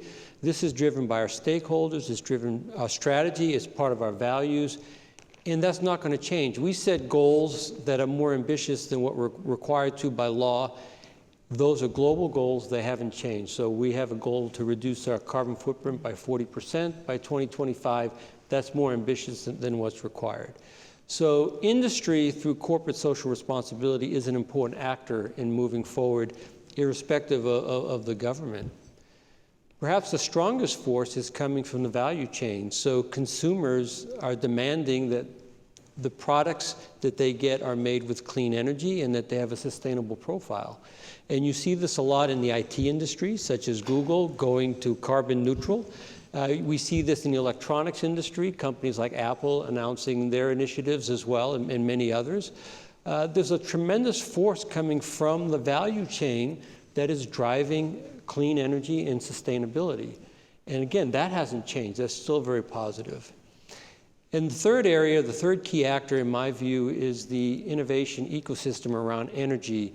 And there's some very high-profile investors who have come out to say from the private sector, they're going to make some very large investments, some patient capital, if you will, to develop new technologies. And that's increasing, not decreasing. So while the government story is a bit mixed, the other actors that we see in the energy space are doing their job and moving forward with very positive outcomes. So in the end, Solvay, our tagline is asking more from chemistry. How can we be part of the solution? We have a great example of that with the Solar Impulse project. Some of you may have seen the plane that flew around the world with no fossil fuel. Solvay was the first sponsor of that. We got no return on that investment in terms of financial, but for us it was important to show the world what's possible with chemistry and materials. So we're very excited about the future and certainly would like to continue to have policies that would help enable this as well. So thank you. So you're confident that in spite of some decisions by the government, the market itself and your customers are driving a little bit your decisions in terms of resource efficiency, in terms of protecting the environment, in terms of renewables, using more renewables. You see that the fact that the government or the regulatory part will not be maybe some conducive in some countries, that is not having an impact on the company decisions. Certainly the government has a role to play and can have significant impact, but in these times where there's certain vagaries that we can't control, the pressure coming from industry, coming from the value chain, coming from innovation is all very positive and still moving forward. Yeah, one of the questions sometimes people put is the question of the level playing field. Because the fact that you have different regulations, and the fact you have very competitive industry, and especially, well, not only, but especially in manufacturing, sometimes locations are driven by the costs, and the costs are very much caused by regulation. Do you see this a problem to your business model in Solvay? So investment decisions have many variables, maybe where your raw materials are, where your customers are, where you may have an advantage in energy, where you may have an advantage in logistics. So each decision is unique, and certainly energy security, competitiveness, and sustainability are all key factors in those decisions. Thank you very much. So now we go to Jim Bruce. You will talk about UPS. Well, UPS, you're known for delivering parcels, delivering brown trucks. Brown trucks. The brown trucks that are all over, indeed. So you are working in a very challenging also business where you need to have your goods at the right moment in the right place. On-time delivery. On-time delivery, and that's very important, especially when you have global value chains that need quick response. But this means you're going around all over, being on air, being on road transport, maritime transport. So you're using all these means, and of course this means sometimes use of energy and use of resources. So what is your uptake on all this discussion about having a smaller footprint or carbon footprint when you are using transportation? Well, thank you. I appreciate the invitation to be here. I think it's important that you realize that, and many of you may not know this, UPS started 111 years ago. We're not as old as Solvay. In Seattle as a group of teenagers on bicycles. The entire company was teenagers on bicycles. We didn't buy a motor vehicle for another 5 years. Now, along the way, I mean, just to show my bona fides to be on an energy security panel, we do use about 1 billion gallons a year in petroleum, more than half of which is jet fuel. So we do use a lot of petroleum, but when you say energy security to us, If you looked 30 or 40 years ago in the United States, energy security meant freedom from oil embargoes. And maybe 20 years ago, the issue was price volatility of fuels. So we had to contend with that, and that got us interested in alternative fuels, for sure. But the real problem that we see coming, and that we think this is very much true in Europe, in fact, it's coming true in more earlier than it is in the United States, is energy security is, can you use a truck in the areas where you want to deliver packages? What kind of truck? Can you use gasoline or diesel fuel? And you've got a lot of you've got London and France would like to prohibit diesel trucks altogether.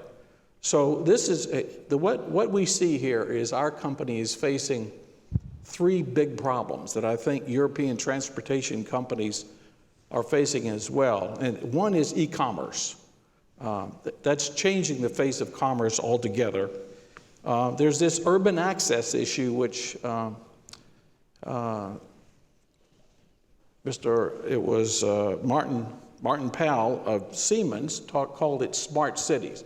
Whether you call it smart cities or urban access, it's the question of, are we going to be able to drive in congested areas at all? The projections are, right now, the globe is probably 50% urban. By the year 2050, 70% of the world will be urban.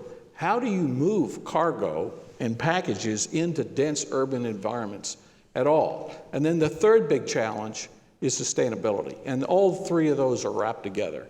And so, I mean, we are rethinking the whole issue of how do you deliver e-commerce in urban areas and rural areas as well. I mean, that is an enormous challenge.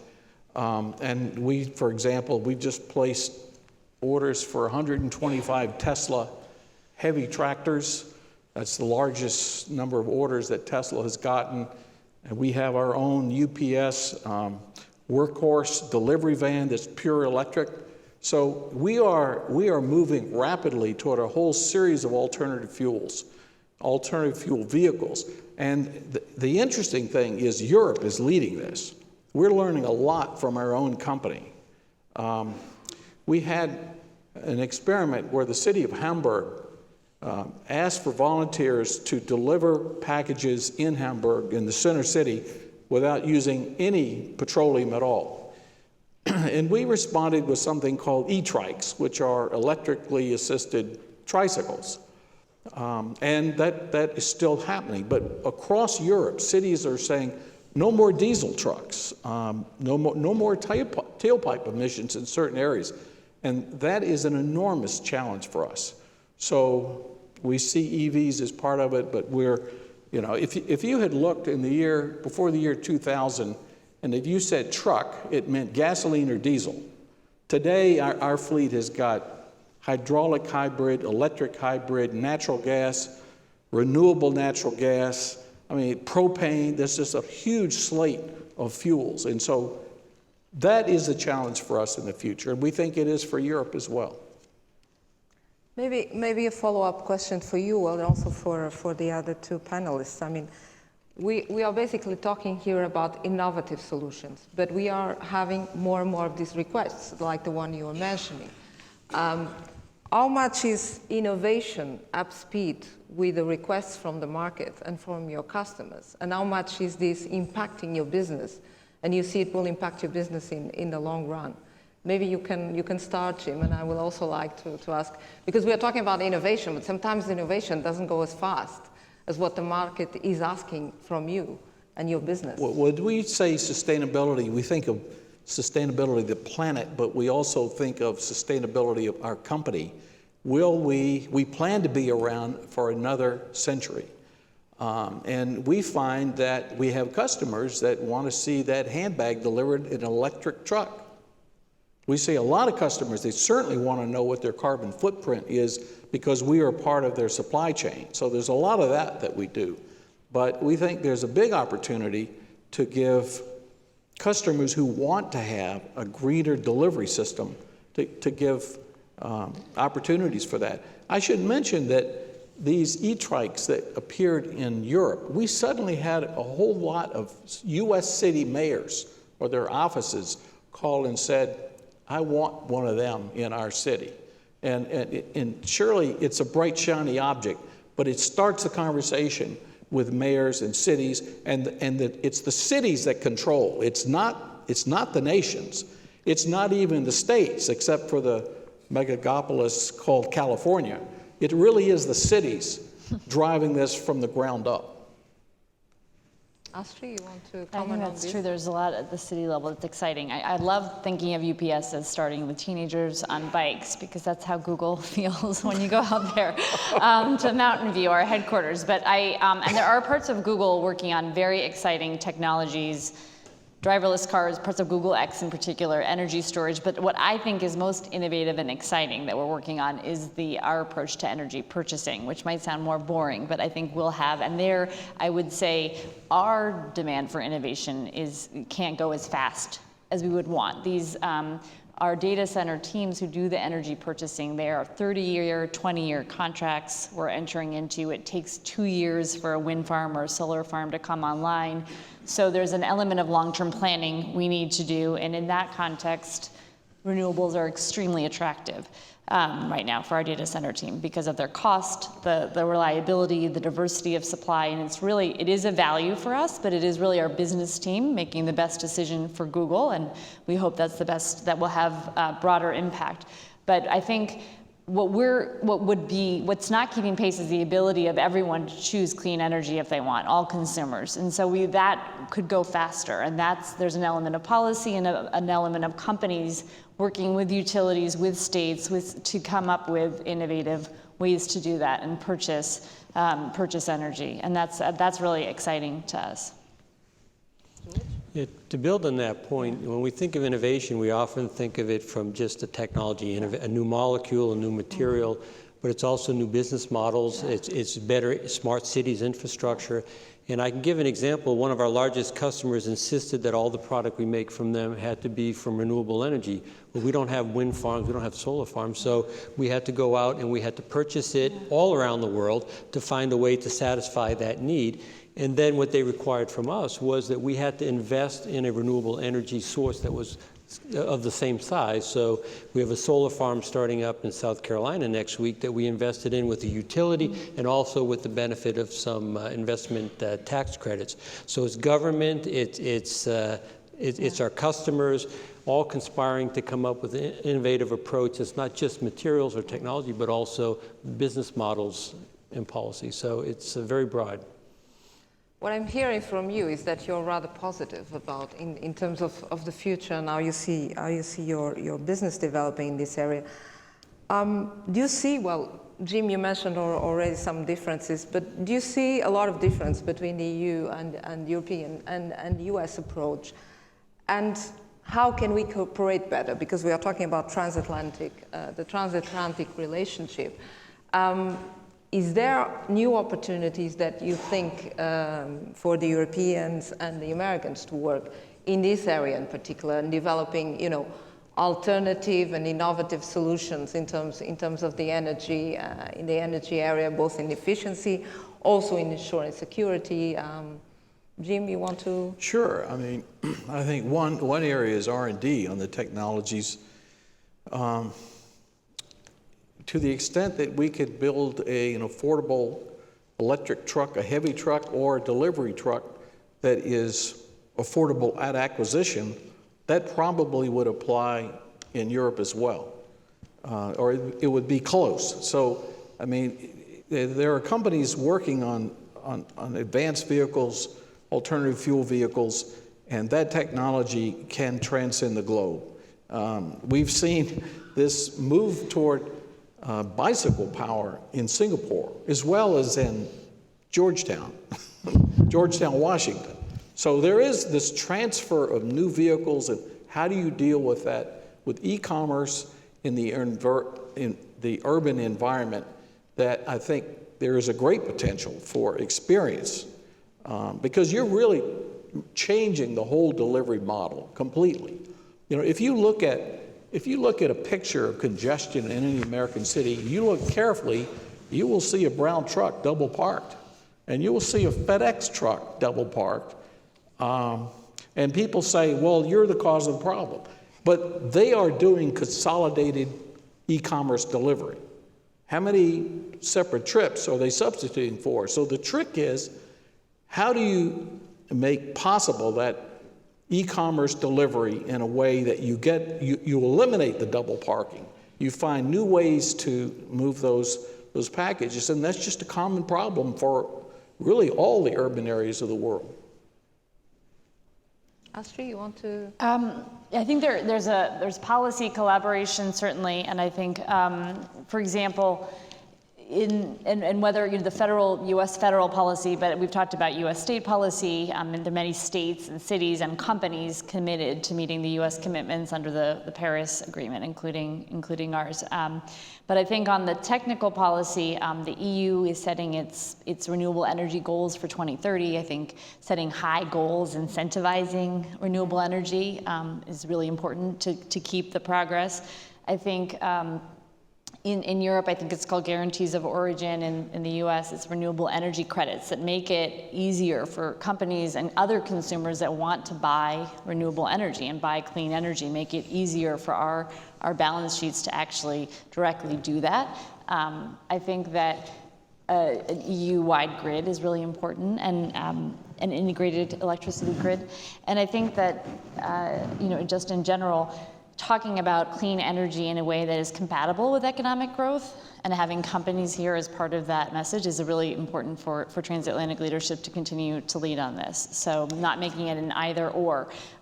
For Google, I can use the example recently we announced a data center in Alabama in a former coal factory that shut down unrelated to Google and is now being repurposed to be a Google data center. And actually a woman who opened it, her father had worked at the coal factory. So looking forward to economic growth and clean energy and making it, both can be possible is really important. Could I add one thing? There's a great deal of interest in electric vehicles and electric trucks. The big question is, if you have a heavy tractor, say a Tesla tractor, the power required to give that a usable range is something like a megawatt. As someone put it, that's a Walmart superstore on wheels. And assume you're going to have a city in California, just one of our depots that has 100 Tesla heavy trucks, and then maybe 50, maybe 100 delivery trucks. That is a massive demand on the grid. And the issue is, how do you make that manageable? I mean, our vision is that we will have, and we have now, solar arrays that are providing power. We can move power into those battery-powered trucks in and out as needed and arbitrage off the electric utility grid so that you're never demanding more than the grid can handle. I mean, we're actually doing that in an experiment in London right now. So that whole issue of the microgrid that enables you to have massive loads on the electric grid is something that is a universal problem that we're learning from London here. George, you want to comment on it? So the big one for us is pretty obvious. It relates to decarbonization of commitments to Paris Accords, if you will. So we have our internal goals there. Solvay would like to see carbon pricing extended across sectors and across regions, as much of a level playing field as possible. We certainly don't want to deteriorate competitiveness as we do this. So for Solvay, it is important to have address the carbon issue, not just in Europe, but globally, and not just in a few industries, but across sectors. So that would be number one on our wish list in terms of cooperation, would be to find a way to achieve that, recognizing that now might be a particularly difficult time to accomplish that, but the goal should still remain. Thank you. Well, we have about 16 minutes, so I would like to ask the audience if there are any questions for our speakers, our panelists. Yes?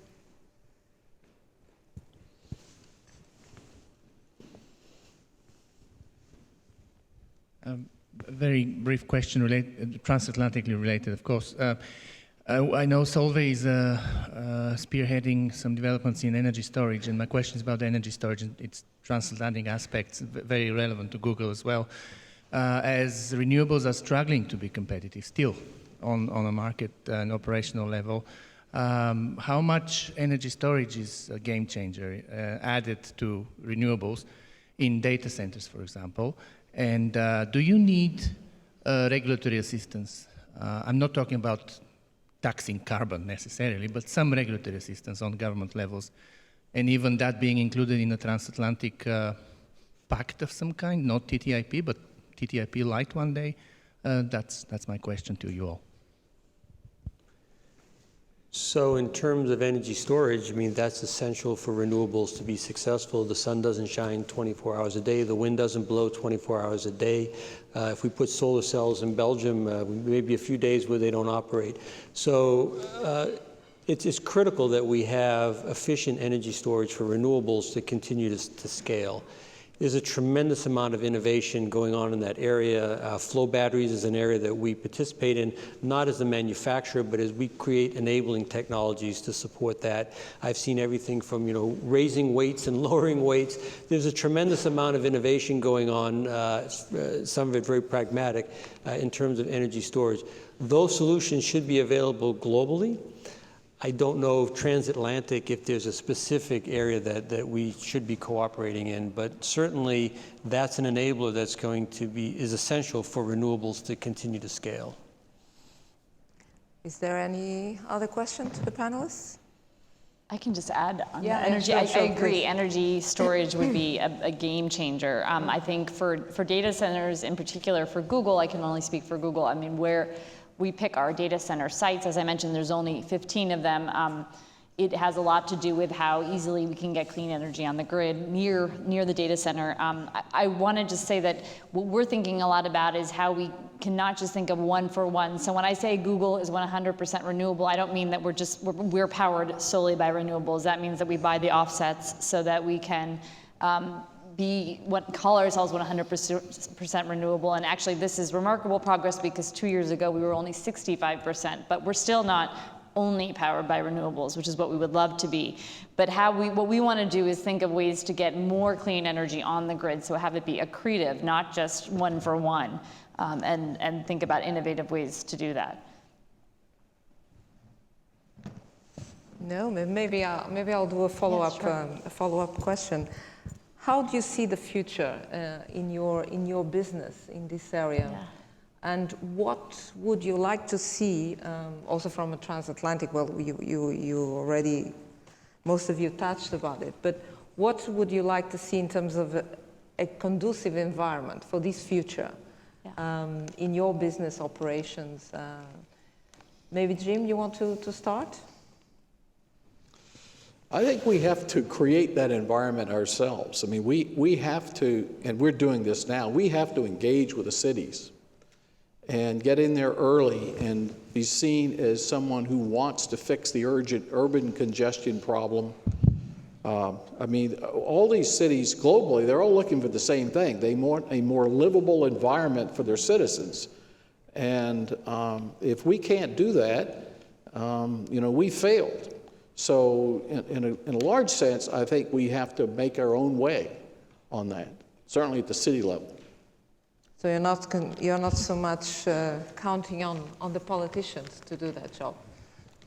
Well, it's very important that if you ask an electric utility to take new steps, it's important that the regulatory agency that oversees them is willing to experiment. And I think to have that, you need a state that says electric vehicles are important to us. We see this as a common value to the population at large. I think as far as the nations are concerned, I mean, right now, I think industry is moving rapidly on its own towards sustainability for its own reasons, and actually efforts to roll back, say, efficiency standards for heavy trucks. Our trade associations and our companies say, no, we need that. So we're kind of making our own way. George, what you would like to see?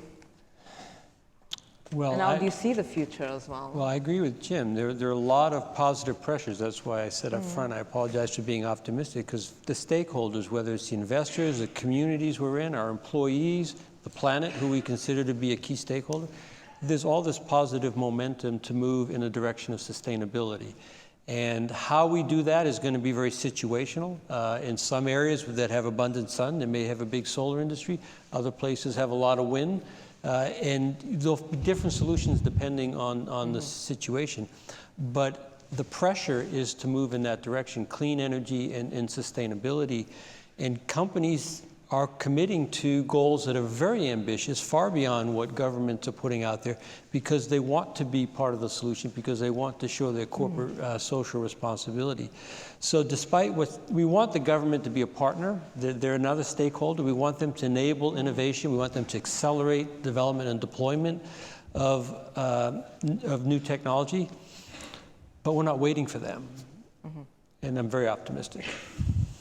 Astrid, and maybe just to follow up on what you're saying. I mean, you're all big corporations present around the world, but the question sometimes is about SMEs. Can they cope with the same level of expectations? Can they cope? Can they follow up without having a lot of pressure on their competitiveness and their business model? Yeah. I was actually going to. Well, I wanted to talk about. First of all, our next, just to finish the sort of big next challenge we hope to undertake, which I mentioned, is to be 100% carbon-free energy sourced. And that's a huge goal that is going to take a lot of new technology, new deal structures to achieve. But that now that we've achieved this 100% renewable energy, we want to get completely carbon-free for our own energy usage. And that's an exciting but daunting challenge. I think the other big goal, though, is to make the benefits of clean energy available to everyone. And so every municipality, every small company who wants to sees this as a challenge and wants to go towards clean energy can do it. And one way we see that is open data. So, for example, in the Paris Agreement, having this for small countries that do want to meet the clean energy goals, but understanding what the actual emissions would be in which sector and which town and which municipality, having data available to help people set realistic targets and be able to achieve them is one tool that we see could make this for everyone. Jim? In terms of what we SMEs, oh, well. do you think they have more challenges? Well, I mean, I guess I should say that our largest competitor is not FedEx, it's the U.S. Postal Service, which is a government agency. So, I mean, we struggle with that issue all the time of competing with a government-owned entity. And I'll leave it at that. They are our customer, our competitor, and our supplier. So I'll just stop right there. But you see from I mean, your operations, do you see a difference when you're talking to smaller companies as well, that they have additional challenge that you don't have? Well, there's certainly barriers to entry into delivering packages. I mean, there's no question about that. But there are a lot of small companies that are starting to deliver in the urban environment. And sometimes you will see companies that want to do that. Well, I've seen smaller companies complain about sustainability requirements, saying, we're small, we can't do that.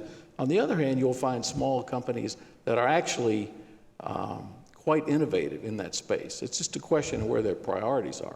Mm-hmm. George? So we work with a couple of startup companies, so very small, and that's the whole business model is sustainability. So we're going to see a lot of innovation coming from small companies. In terms of, I don't know, the democratization of renewable energy, the more renewable energy that becomes available, the more the infrastructure is available, the more small companies could participate if it's part of their strategy. But certainly they're an important part of the innovation ecosystem in terms of delivering new ideas, new technology that's going to make a significant impact. Do you see, I mean, I'm sure for your companies that's not an issue, but do you see a challenge in the area of finance? Because, I mean, sometimes the traditional lending mechanisms have some problems in financing solutions that are very innovative, because of course they're also very risky. Do you see this as an extra challenge, or you see that you have more and more, also opportunities in the area of finance? There's new solutions also coming in this area to support the business in this area, in the area of resource efficiency, of renewables. I think that Google, as a startup 15 years ago, is continuing to invest in startups, and energy is certainly one of the areas where there are a lot of exciting startups all around the globe. And I think that's something we're investing in. A part of Google called Google X is very focused on energy, and the next idea that could be, that's the part that the had driverless cars, that is now its own company, that the Silicon Valley culture of letting 1,000 flowers bloom, and a lot of different ideas and seeding different ideas.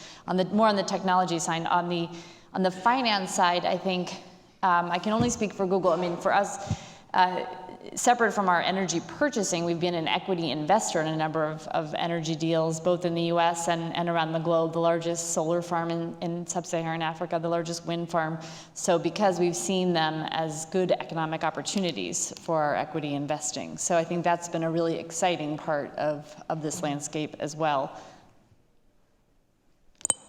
I see a lot of small companies that are willing to take risk, that are innovative.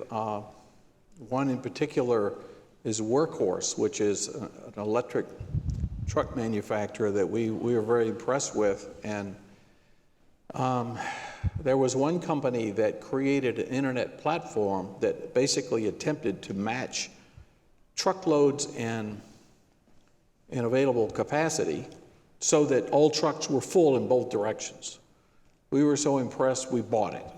And I mean, there's a whole lot of that kind of thing going on, where a lot of times we will invest in these companies thinking that they are going to be important forces in the future, and so we want to be associated with them as best we can. I mean, we don't have a particular capital problem ourselves, but we're in a position to help startups like that because we think they've got something unusual, something novel. And for example, there's a company that developed a machine that can take an object and package it with a minimum of cardboard. One of the big problems in e-commerce is this avalanche of cardboard at the other end, at apartment complexes, and so they can cut that by about 30%, by being clever about how you package a product.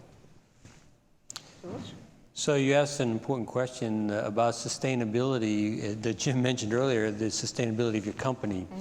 So you have to make financially sound decisions. If you only make strategic decisions that have no financial basis, you won't survive. You'll lose the war. So of course we have to have financially sound decisions. What we do in Solvay is internally we attach carbon pricing to our project. So we take a cost, if you will, for the planet that's included in our spreadsheets, if you will, to determine projects. So indeed, our projects have to be financially successful, and we put on them a cost, if you will, of carbon to make sure that in the end we're accounting for that important factor. But certainly, we can't live on subsidies. These technologies have to become self-sustaining. They have to be good financial investments for success. My final one, because we are running out of time. I mean, we are in America, and that's the land of dreams. So if you have one dream for your business in the future in this area, what that will be? Astrid. Can I say two?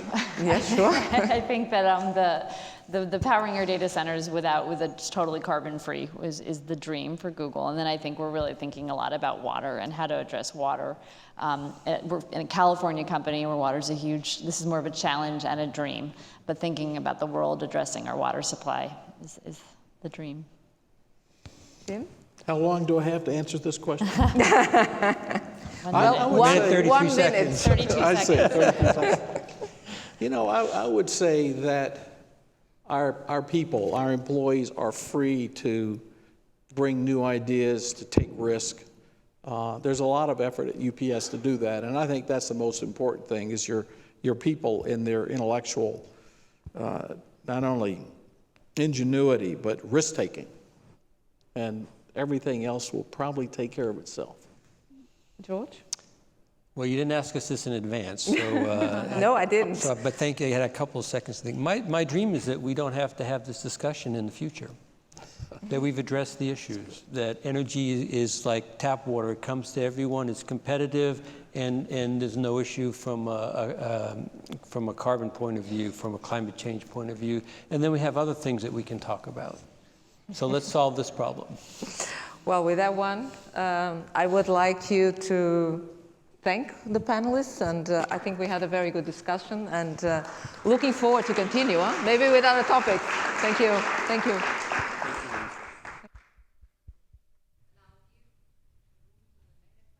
And if you want to.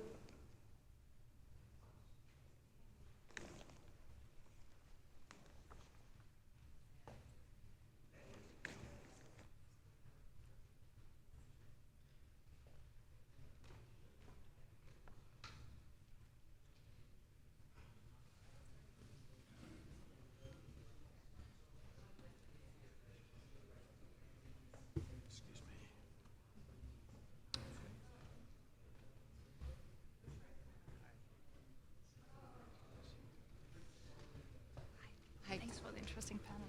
Yeah, good luck for yours. Hi. Hello. Hello. Nice to meet you. Nice to meet you. Hi. Hello. Hi. Karan Bhatia. Nice to meet you. Well, good luck.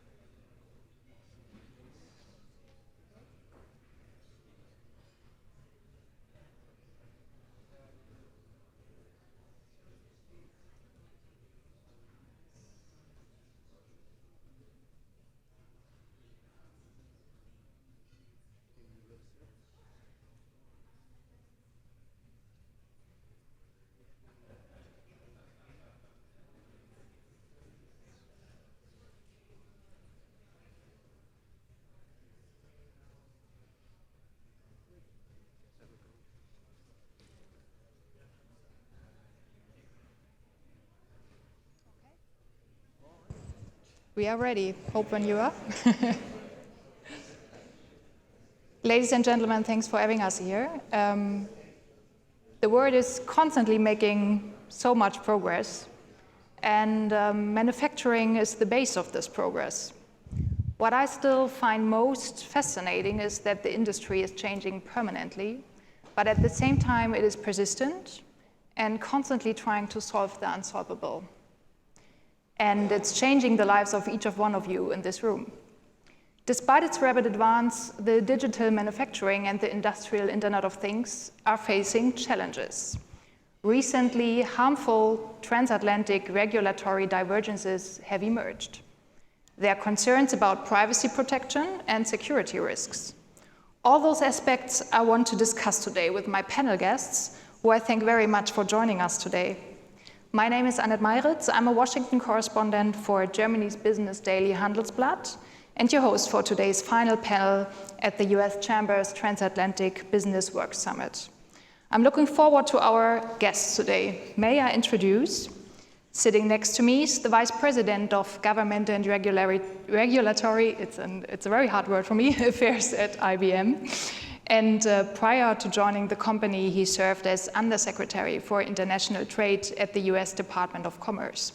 Please welcome Chris Padilla. And in the center, I'm looking forward to Mark van Koppenol. He is the head of the Global Government Relations Department at Nokia And he also serves as Vice Chair of the Business Europe Digital Economy Task Force. Please welcome him as well.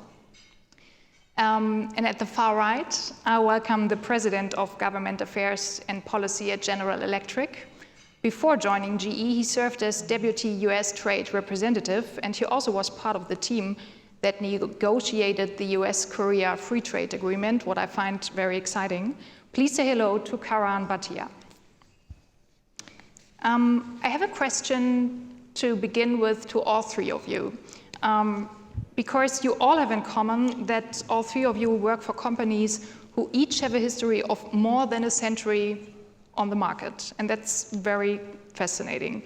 So when you look back, when was the critical point for your company to say, look, if we want to be ahead in the age of digitization, we have to act now and adjust our business model to the digital age? Can you remember that? Yes. Shall I start? Yes, all right. please. Well, thank you for having us here today. I think one thing that we would say at IBM is that you're always transforming, and you get to be, and these three companies have gotten to be as old as they are by continuing to transform. And we're going to talk today about the interesting transformation of the industrial economy, particularly manufacturing economy. And for us at IBM, it was about a decade ago that we began talking about what we called then a smarter planet, which is the idea that everything now is becoming instrumented and intelligent and digitized. Even things that used to be not so smart, like refrigerators or dishwashers or toll booths on highways. And as digital technology began to spread more to these things, and everything, including the phones in our pockets, became instrumented and intelligent, that opened up a whole new world of information, a real flood of information. And trying to make sense of that flood of information and to use it in a way that helps do things like reorder food when your refrigerator is low, or making more intelligent use of energy, or reducing traffic jams, or speeding your way through a toll booth. Little things like that all become possible through the instrumented, digitized manufacturing economy, and that's what's exciting. Mm-hmm. Mark, can you tell us a little bit more about the critical turning point? Yeah, thanks a lot for being here and for the invitation. Indeed, Nokia has a long history, and some of you might know in the room that a long time ago we were even involved in making rubber boots. Then we went to many things, televisions, phones, but now we are in telecommunication infrastructure. And I think it's really critical because, as we all know, digitalization today is really having a major impact on economy and society. And we as Nokia, our tagline is creating technology to connect the world. And as being now a worldwide player in telecommunication infrastructure, we want also to enable companies to digitalize, having gone through digitalization ourselves. And those companies are telecommunication service providers, but also vertical sectors like energy companies or transport companies, for instance. So making sure that we get to the forefront of this is critical for us, and of course we lead by example by having digitalized before. Mm-hmm. And Karan, what is the critical point you might remember? I would say it's probably about 10 years ago, actually, when I joined GE. And so just to take a step back, I mean, the company, like the others on the panel, have been around many, many years, 135 years in our case, and a history of manufacturing and high technology manufacturing increasingly, but ultimately manufacturing the equipment that really powers the world, whether it's aircraft engines or gas turbines for electricity generation, or light bulbs, certainly a generation ago. The interesting thing for us is when you step back and think a generation ago, the amount of money that we would put in to secure 1% greater efficiency in a gas turbine, or 1% greater efficiency in a locomotive, for instance. Billions of dollars often invested.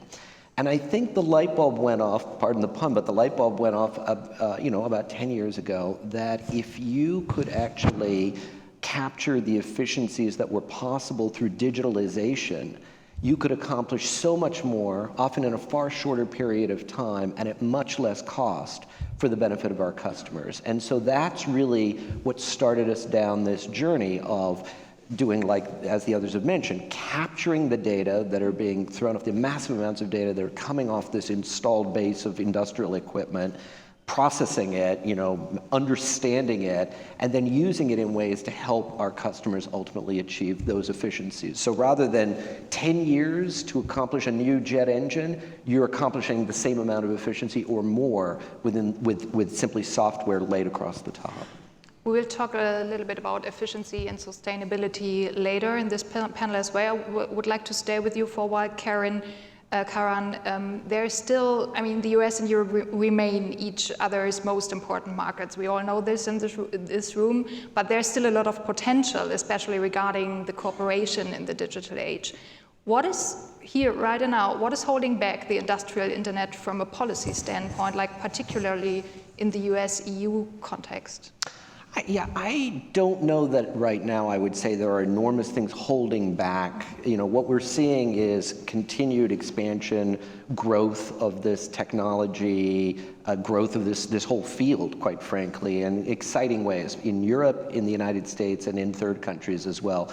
But I do think that since we're in a policy-oriented discussion, I think that there are a variety of policy areas that need to be carefully watched, because I think the wrong step being taken could actually crimp the growth, create protectionism in this space, but also, quite frankly, deter investment and deter innovation. So obviously there's been a lot of discussions around data sovereignty, about the ability to flow data across borders, which is so critical if you are looking to capture real efficiencies from the industrial internet. You need to be able to aggregate data and to be able to analyze it. So certainly that's an important area.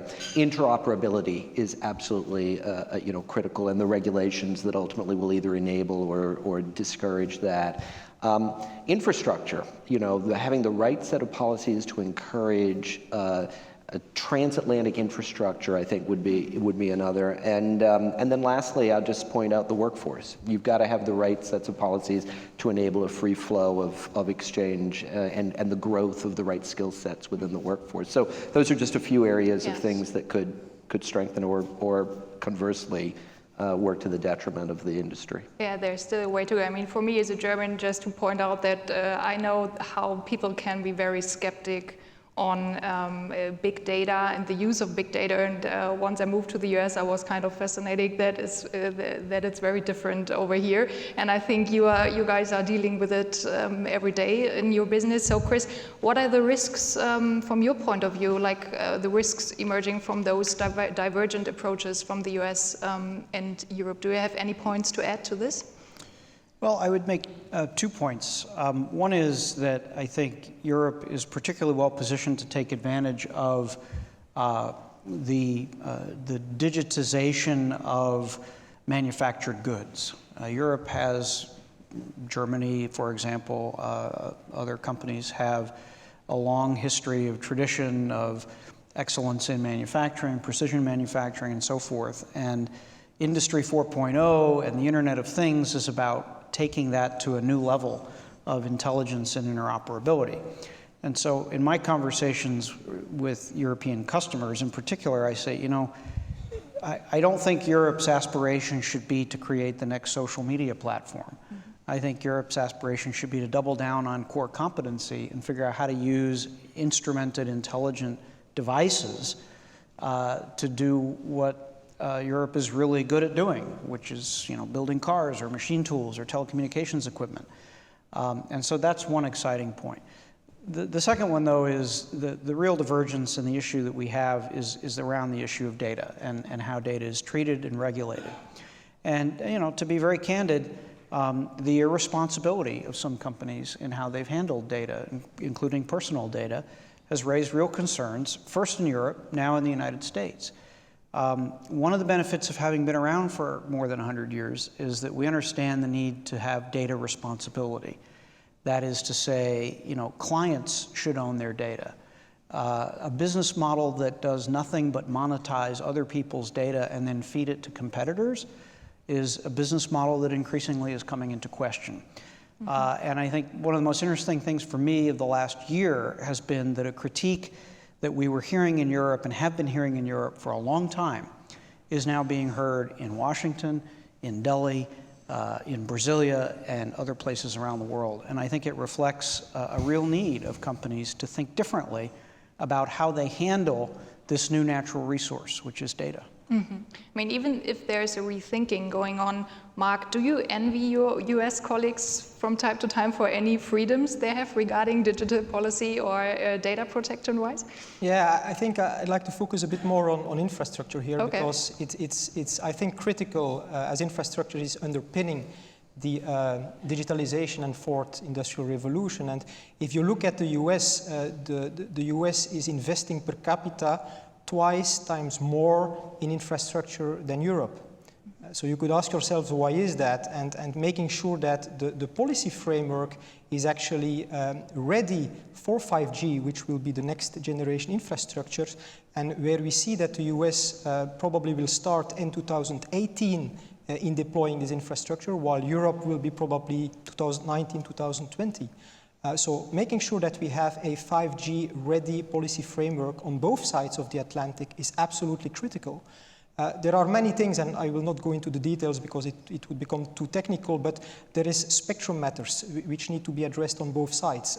While this is running quite smoothly, I would say, on both sides, making sure that we get faster, more spectrum is critical for getting the 5G take place. But there is also incentivization of infrastructure investments, rules for installing small cells, which will be very important to have connectivity everywhere, is important. And then the enabling of new business models, and this is very much related to net neutrality. And making sure that you can differentiate traffic. I do not say discriminate traffic, but differentiate traffic. Because if you cannot do that, you cannot enable the new business models which the fourth industrial revolution will require. And so here I think that the US has a better framework, the revised framework that should come in a couple of weeks, while Europe is still a little bit behind, and there are many discussions in Europe on how to make sure that net neutrality provisions could match the new business models that 5G will enable. Would you go so far, like, I mean, the Apple iPhone wasn't invented in Europe, neither Tesla, Uber, or Netflix. Would you go as far that the European companies' relative absence from the digital transformation of recent years represents a strategic failure, or is it a thing of the past and we are getting there slowly? Well, I think that Europe has a big asset here, and that's the industrial companies.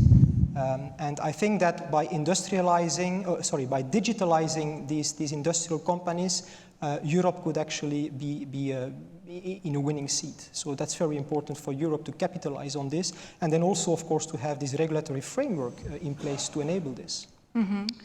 Chris, like when we talk about solutions, what we're going to do about the situation, could maybe a renewed TTIP negotiation, something like this, serve as means of addressing our different approaches to data privacy or anything like this? So what can we do about it when we talk about solutions, maybe another agreement, a trade agreement? What is in your mind when you think about solutions?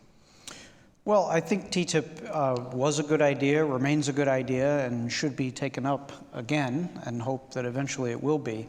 Although I will say that had TTIP continued, it was clear that data policy was going to be one of the most difficult topics in that negotiation. And that reflects very different approaches across the Atlantic. A precautionary approach in Europe versus a different approach in the United States. Although, interestingly, I think recent events have led to a little bit more convergence in the view of regulators as to what may need to be done around certain areas of the regulation of data. Having said that, my own feeling and IBM's view is, I don't think the answer is necessarily government regulation of internet platforms.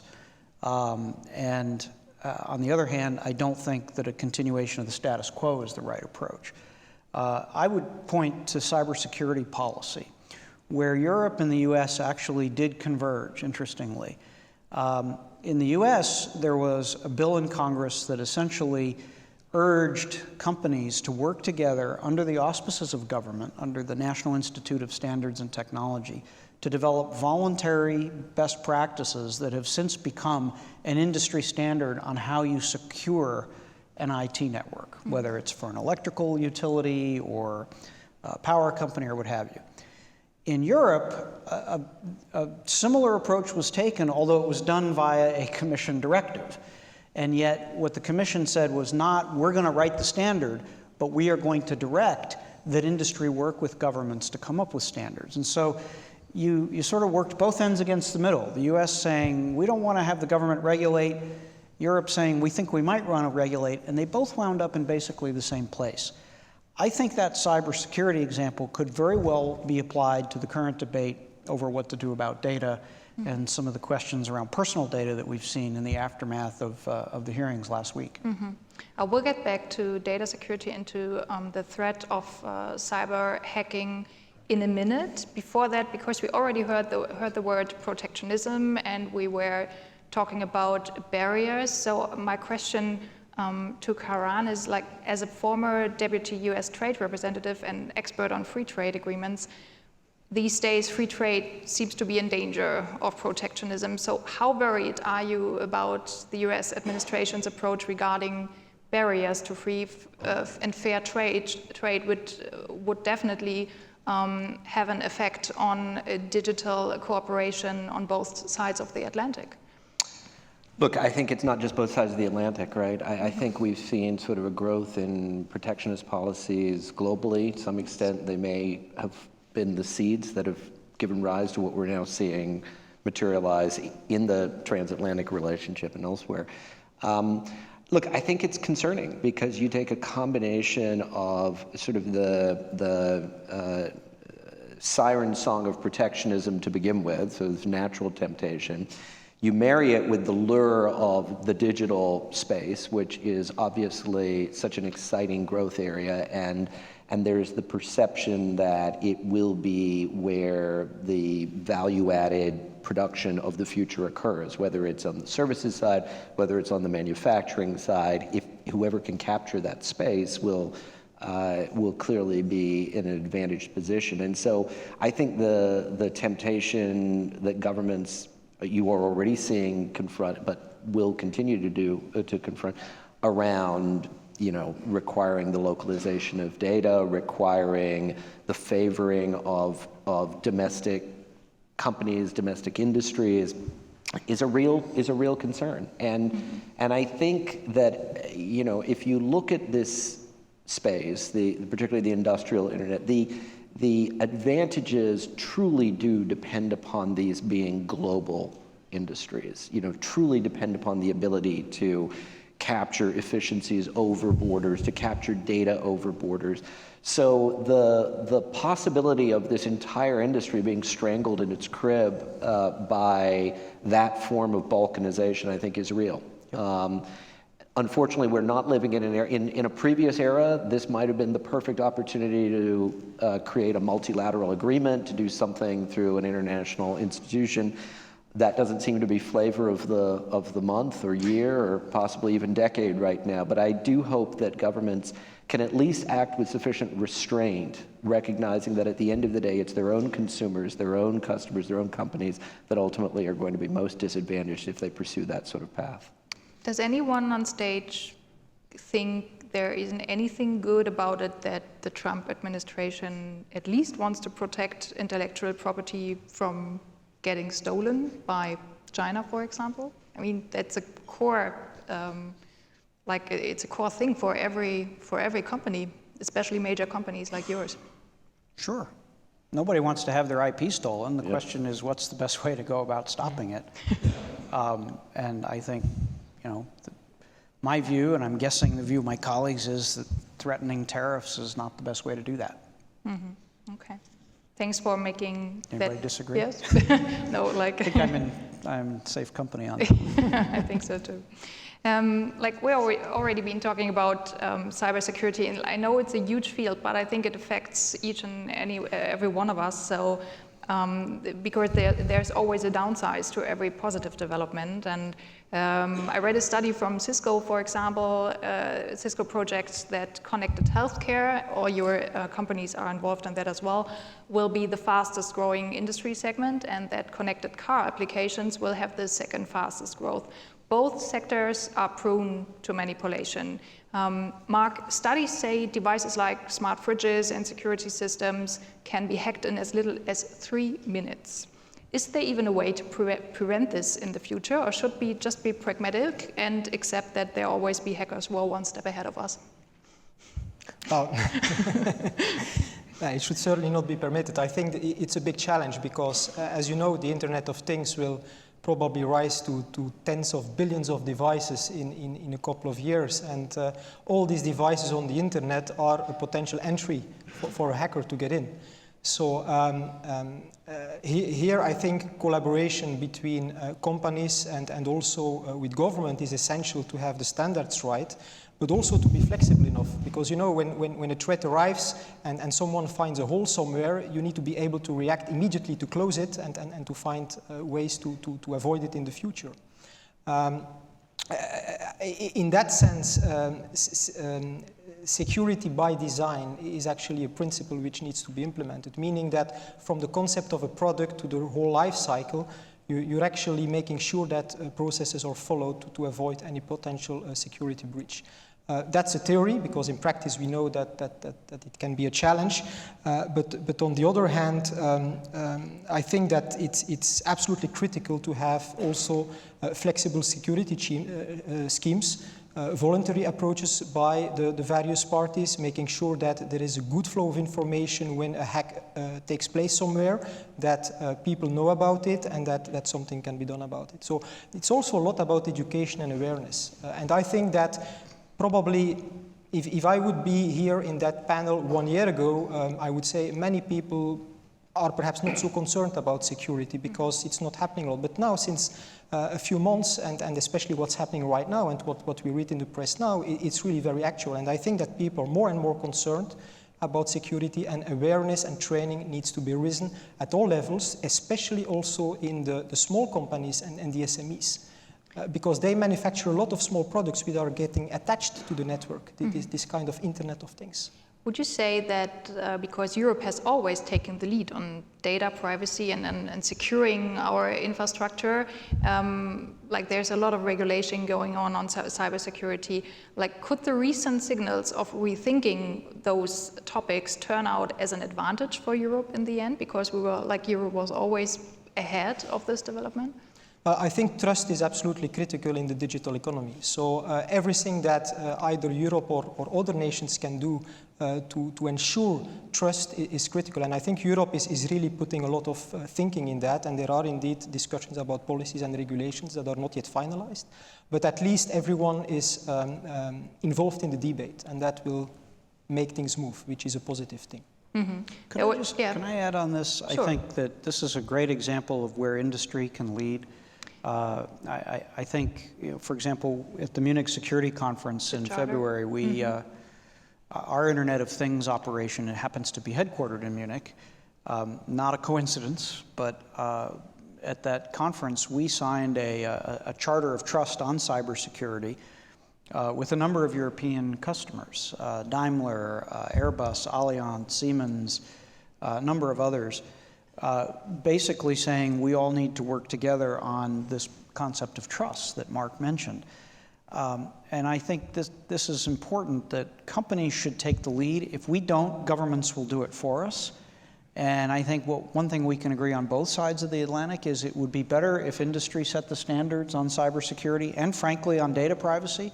If we don't, then what we get is something like the GDPR, which, you know, while well-intentioned, is an extremely heavy regulatory burden on every company. So that's I hope that in cybersecurity we can have more industry leadership. Yeah, I saw the press conference of the Charter of Trust, and I found it it was impressive that all those companies found a way to work together. But to be honest, as a journalist, I witnessed a lot of charters and promises and task forces and all that, and every day there is another group pushing forward the development. So what's going to be different this time? Like, how will the Charter of Trust really support the growth of the IoT and the Industry 4.0, but at the same time will enable more security in very critical areas? Well, in these areas, the technology is moving so fast that the typical tendency, particularly in Europe, is to say, well, we can't trust industry to lead, we will regulate. And you know, frankly, that is one of the reasons that Europe has not led in some of the technology areas that you mentioned before. The tendency to regulate first by government. And our view is, and I think the reason this Charter of Trust and other similar efforts are worthwhile is, and by the way, I think this is true in the US debate about data privacy. If industry doesn't get its act together and propose standards itself, government will do so for it. And in almost every case, the government standard will be more bureaucratic, less up to date with technology, more of a burden to follow. And so we better do it ourselves. Mm-hmm. I mean, there is a mutual interest from the government and the economy, because hacking attacks, as you all probably agree, are a serious economy risk. The US government Economic Council said cyber attacks had cost the US economy between 57 billion and 109 billion in 2016 alone.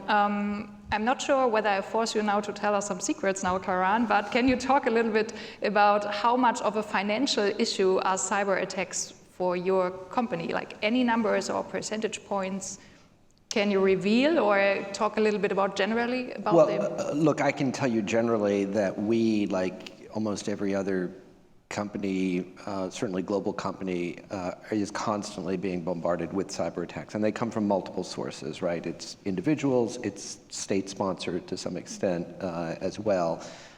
So point one, it's not something novel to us. We've dealt with it. Secondly, the risk here fundamentally is substantial. I mean, I don't think that anybody's Pollyannish about what it would mean for there to be a major cyber attack that got to the industrial internet, right? So it's one thing if you're dealing with some consumer application. It's another thing when you're dealing with aircraft engines, power generation equipment, right? Yeah. But I actually think there is an advantage a little bit that we enjoy in this area, which is that there is a culture of sensitivity to the importance of security and safety that has grown up on the industrial side of businesses that I actually think is an enormous asset. So even before there was the industrial internet, there were enormous security precautions that are already built into operating a hydropower plant or operating an airline, for instance. So I do think we have certain advantages here. Having said that, I do think that the solutions here are going to need to be ones where government partners with industry, and they're going to be ones where industry has to take the lead on its own, and it has to invest in this area. I will tell you that my CEO has been asked, when you ask for his top 3 risks, that he worries about, it's cyber, cyber, and cyber. Okay. And so the amount of resources that you end up having to dedicate to that, the amount of time, the amount of is substantial to go along with it. And I think, frankly, any company that's serious in this area is going to be doing the same thing. Mm-hmm. And Mark, how do affect cyber attacks, either from state hackers or private? How do they affect Nokia? Can you tell us a little bit about? We are, of course, a supplier of network security solutions, so making sure that end-to-end from the device through the network up to the data center, we can actually protect our customers for being attacked. Of course, we are a company ourselves, and that does not prevent others from attacking us, but as you said, this is very high on our list of priorities to prevent that. But making sure that we are ahead of the game and we understand what's going on in that field to be able to protect our customers end-to-end is a big priority for Nokia. Do you think that customers these days know enough about those threats? Well, as I mentioned, I think that big companies, as around the table here, are quite, of course, sensitive about it and fully understand it. But I think the big risk is in the smaller companies, SMEs, startups that actually are designing these products that we all use today or that we will all use. And we need to make sure that also these are protected, or at least that the network can provide some protection if there is a failure at some end devices. Mm-hmm. Is there any way to empower the consumers to getting informed and to, like, we are talking about trust and regaining trust of the consumers? They hearing all the news about cyber attacks and then Facebook data, and probably in their minds everything is like meshed together, like they don't make a difference between a cyber attack and data protection and all that. So would you say, all three of you, what is the best way to have an empowered consumer who is informed and can make an active decision on his own devices? Is there any way to enforce it as a company? Well, I mean, one of the elements of the debate right now is what does informed consent on a device mean? How many of us read what those informed consent things say before we press OK so we can get the new app? And that there's a whole debate about that. I would say that I think the threat of cyber attacks has been made very real by the fact that many companies that have suffered major data breaches and were shown to have not paid enough attention to this, most of those companies, the CEO is no longer there, or there has been settlements for billions and billions of dollars.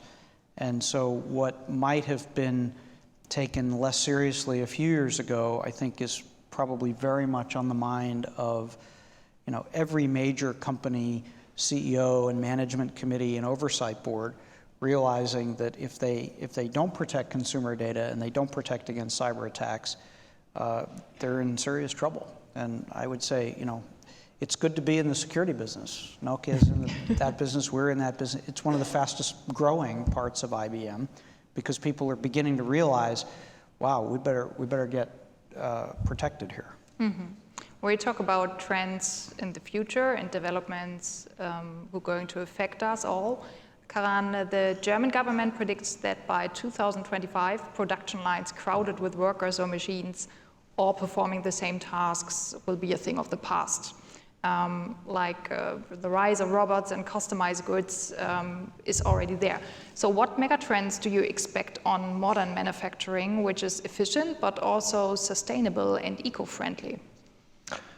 Well, look, and I see it's the other part of our title, digitization and advanced manufacturing. I mean, the revolution that has happened or is happening in digitization is also very much happening on the manufacturing floor, where productivity enhancements, that a decade ago were really only thought about now are actually working their way in. So obviously 3D printing and the ability to manufacture bespoke parts, frankly, anywhere around the world through basically software that is being sent into the printer and producing whatever the part of need is a substantial change. It is going to change how supply chains operate.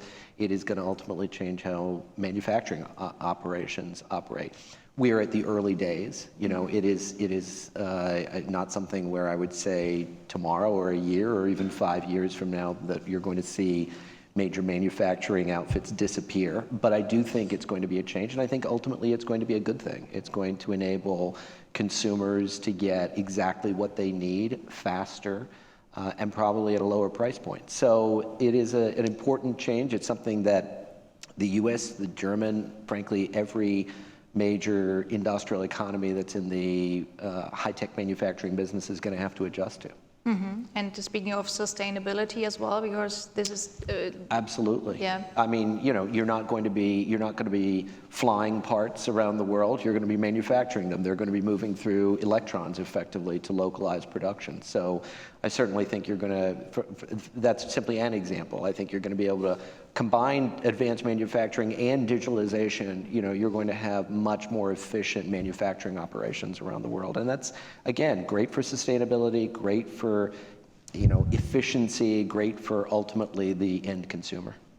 Mark, do you have an example of how digitization and sustainability can benefit from each other for your consumers, for I us think in the room? if we talk about sustainability, I think digitalization can really help overcome the wastes that you can have in factories. I mean, if you think about overproduction, making sure that you manage your inventory in the right way, trying really to avoid defects. I mean, if you look today with digital technology, what you can do, taking into account wireless technology, cloud technology, and virtual reality technology, if you combine those together, you can actually monitor in real time a production line.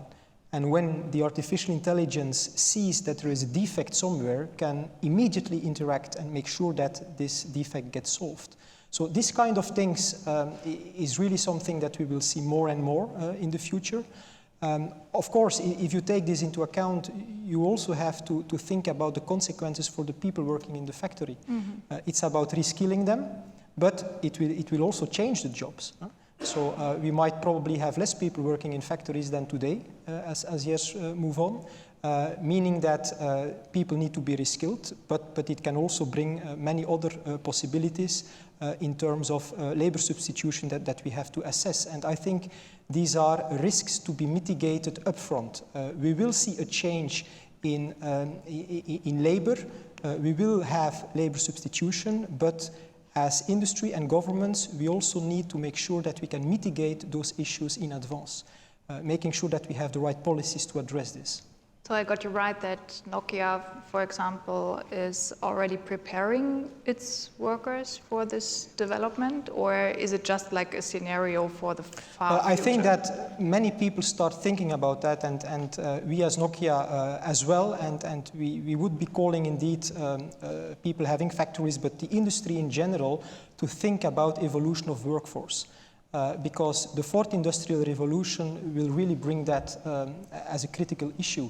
And if it's not mitigated well in advance, then we will get issues like social tensions. And the whole concept of the fourth industrial revolution could be at stake. Like we see today with globalization. I mean, globalization brings many good things, but the fact that there are also people left behind because it has not been well explained, some things have not been well addressed, is creating tensions. And we need to avoid that with the fourth industrial revolution. I mean, those are the risks and things we have to think about it in the future. But Chris, when we're talking about chances and the potential for development, I saw IBM's recent campaign, and it says, let's put smart to work, and it's like a 90-second clip. It's very impressive. It shows where all those business models are, which are very diverse. And one part was weather and climate, if I remember right. And I would like to make this panel as concrete and detailed as possible. So IBM has access to all those data, which comes weather data, like 2.2 billion forecast points worldwide, I read. I mean, that's a lot. We can't imagine that. So what is going to happen? Is IBM going to prevent fatalities due to catastrophes like the Houston flooding in the future, or what are you going to do with all those weather data? No, we already are. The application of intelligence to weather forecasting, who has some of the largest supercomputers in the world are meteorological agencies. Why? Because predicting the weather requires a huge amount of computing power. Many, many different variables go into things. We purchased the weather company. So if you have an iPhone and you look at the weather on your iPhone, those billion weather forecasts you're talking about is every time you get your weather forecast, it's powered by the weather company, powered by IBM. Why did we buy the weather company? Because weather is essentially like healthcare and some other fields, financial analysis being another example. It's basically a big data problem. You have a huge amount of data you have to crunch. If you can apply artificial intelligence to that data, you can get better results. And that's happening. And as a result, we can now do things like micro forecasting of weather down to literally an area of a few city blocks where we can predict floods. And one of the big clients for the weather company, while a lot of us use them on our phone, the biggest clients are insurance companies, airlines, municipal governments who want to know if we're going to have a lot of rain like we did here in Washington last night, which city block is likely to flood? Where do we issue the flash flood warning? And those kinds of things can be done today using basically what Karan has called the industrial internet. All these instrumented things that produce a huge amount of data that then needs to be crunched and analyzed through artificial intelligence. That's the exciting thing for the future. And you can apply the same, by the way, to the diagnosis of disease, healthcare, or the prediction of financial risk. Where and when will the next major bank failure occur? These are all basically data problems, and they can be solved. Mm-hmm. I woke up this morning to this alert of the flash flooding, and I didn't know how to turn it off. So you can't. I was power of data. I was just thinking of the empowered consumer, and I think there's still a way to go till we all know how to use it. That's a government alert, by the way. Didn't come from us. It's the fault of the government all the time. Short question, but a very important question to you, Karan. Who will win the era of the industrial internet in the end? Don't say the US. Who will win? Yeah, who will win the area? Will it be which area? Will it be China? Will it be consumers, customers? Okay. I really do believe it. I think that, first of all, I think that because implicit in your question is, did Europe lose on the consumer internet side and so forth? I actually think that's a misconception. I mean, there are many ways in which the industrial internet and the consumer internet are in fact different and need to be thought of differently and need to be treated differently. And we can go through some of the others if you want. But I think one is this idea that one side wins and one side loses. And I'll tell you, it's because of the nature of the way industrial internet applications work. It really, you are not going to be able to separate the service provider, whether it's an IBM or a Nokia or a GE, from the owner and operator of the actual industrial equipment. So the airline, the power plant, there is going to by necessity be an intersection between the two. There's going to be cooperation. It is going to be a very different kind of relationship than a massive consumer internet company that simply sort of beams electrons in and captures the market. So I actually don't think at the end of the day it's going to be one versus the other. Certainly there are going to be companies that are bigger providers of services in this space, and I think that the countries that adopt the right set of policies will be more likely to be the host of those kinds of companies. But at the end of the day, the true beneficiaries, the true winners, I really think, are going to be the electrical utility and its consumers. It's going to be the railroad company and its consumers and shippers. I really think that's where the real benefit will reside. Mm-hmm. Okay. We're almost out of time. Before I ask my panel guests one final last question about an interesting perspective, are there any questions from the audience, maybe, to one of our panelists? They told you everything. Oh no, there's a question. I don't know whether we have microphones, but maybe we can hear you. And it would be great if you address your question to... Well, thank you. Peter Kirkegaard from Confederation of Danish Industry again. It's actually a question to the moderator, because you touched upon the issue of the German skepticism towards data at one point. And it's interesting, we've just done a case catalog on how Danish companies transfer data cross borders and how that's an integrated part of their business model. And one of the examples was a manufacturer of hearing aids, and they measure the inner ear of a patient, and then they transmit that data to a production plant, I think in Poland. And some of these patients are in the US or in Japan. And for this company and for me, they're transmitting medical data basically. And for this company and for me, that's it's normal thing and could be very helpful to the patients to doing this. Okay. But the case was presented in a context where there were some German regulators, and they were very, very skeptical because this was medical data, they were saying, so it shouldn't be transmitted. How do we overcome this skepticism towards different categories of data? And because this is basically blocking the full potential of data transfer and the fourth industrial revolution.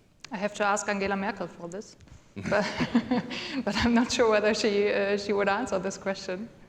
It's basically a question directed maybe at the consumers. How do we ensure that all consumers are on the same level? That's what we were talking about, like getting back trust and having an informed consumer who can make strong and empowered decisions, but at the same time sees, from my point of view, sees the benefit. And I mean, that's what all my panel guests said all the time, that there's a long way to go still, but that the public and private sector that they have to find a common approach how to do this. Maybe it is a good question, but maybe I'm not the right person to answer it. Maybe I give it back to my panelists, like in general, like what exactly has to happen as a next step that the public and private sector can work together to convince the consumers that there are chances in the future regarding big data and the industrial Internet of Things, and that we lose a little bit of this skepticism. It's a long question, but I think you know what I meant. Chris, would you like to start? Just one or two thoughts? I think that companies have to step up with their own data responsibility policies, and they have to tell people who owns their data, what's done with it, where is it, who has access to it, and how is it protected. And if a company can't do that, then it shouldn't be collecting or using data. And frankly, if companies don't come together and do this, and I don't mean just technology companies, I mean any company, because every company is a data company. If companies aren't prepared to do that, then government will do it for us. And I guarantee you, if government does it, it'll be a mess. So that's the choice we face. Okay. Any take from you on that? Yeah. Yes? So I think, I mean, I agree. And the thing is about transparency. I mean, as a consumer myself, I also click on consent, you know, when you get all these rules and you don't read them. And perhaps one way would be to make this thing simpler and to make it readable by people, because today it's just not readable. Mm-hmm.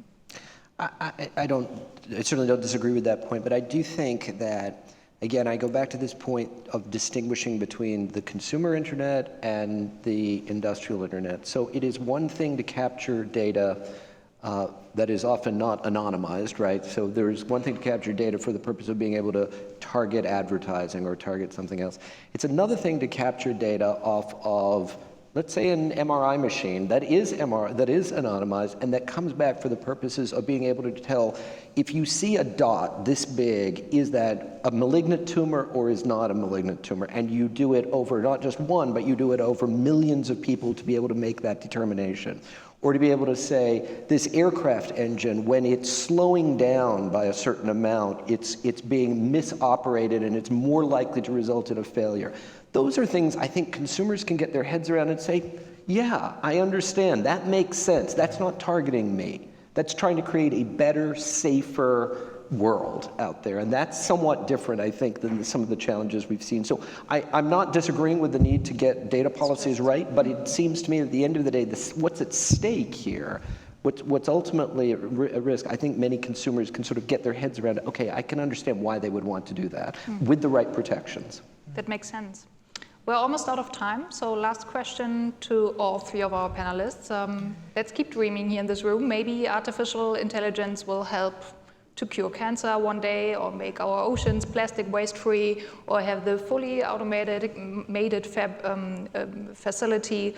Like, if you could decide right here now, what would be your personal digital dream industrial or consumer product of the future? So let's start with Mark in the middle. Well, if you ask my personal digital dream product. I mean, I think it would be quite cool to have a kind of 3D printer at home, but that could print anything, really anything. Of course, thinking about that, it would disrupt many other industries that we have today. Think about that it could print, I don't know, things today that are not printable at all, like perhaps food or things like that. Would be strange, but I think that if you take this into account, well. It is a vision. We all have to think big here. Do you have an industrial or a commercial product you would like to invent before the Chinese people doing it? I'm imagining the French reaction to printed food. A whole new category of geographic indications. It should have some taste, like. Yeah.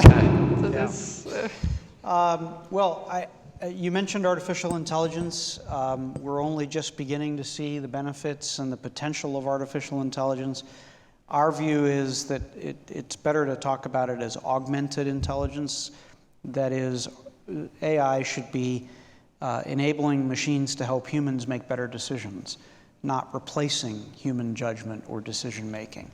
And I think that'll be the real policy question in the future. As machines begin to have more and more capability, the basic question will be, how much are we comfortable delegating to machines, and how much are we going to say, no, this just has to be helping humans make decisions?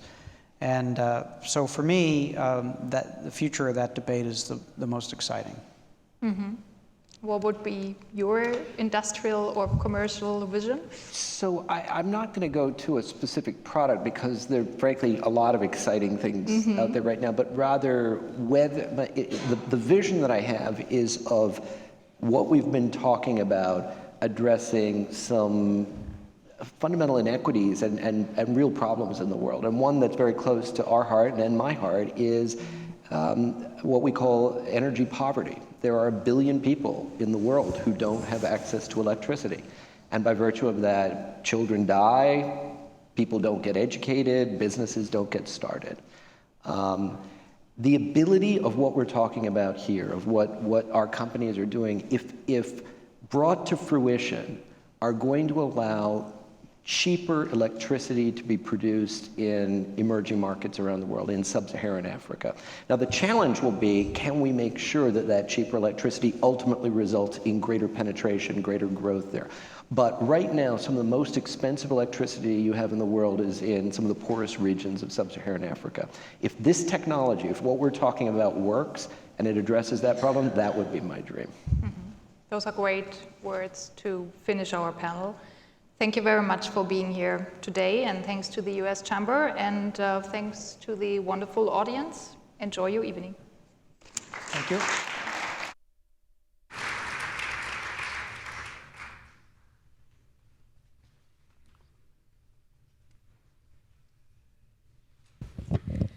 Thanks, everybody. I just want to, again, reiterate what Annette said. Thank you all for joining us today. I want to thank our partners at Business Europe for co-hosting today's event.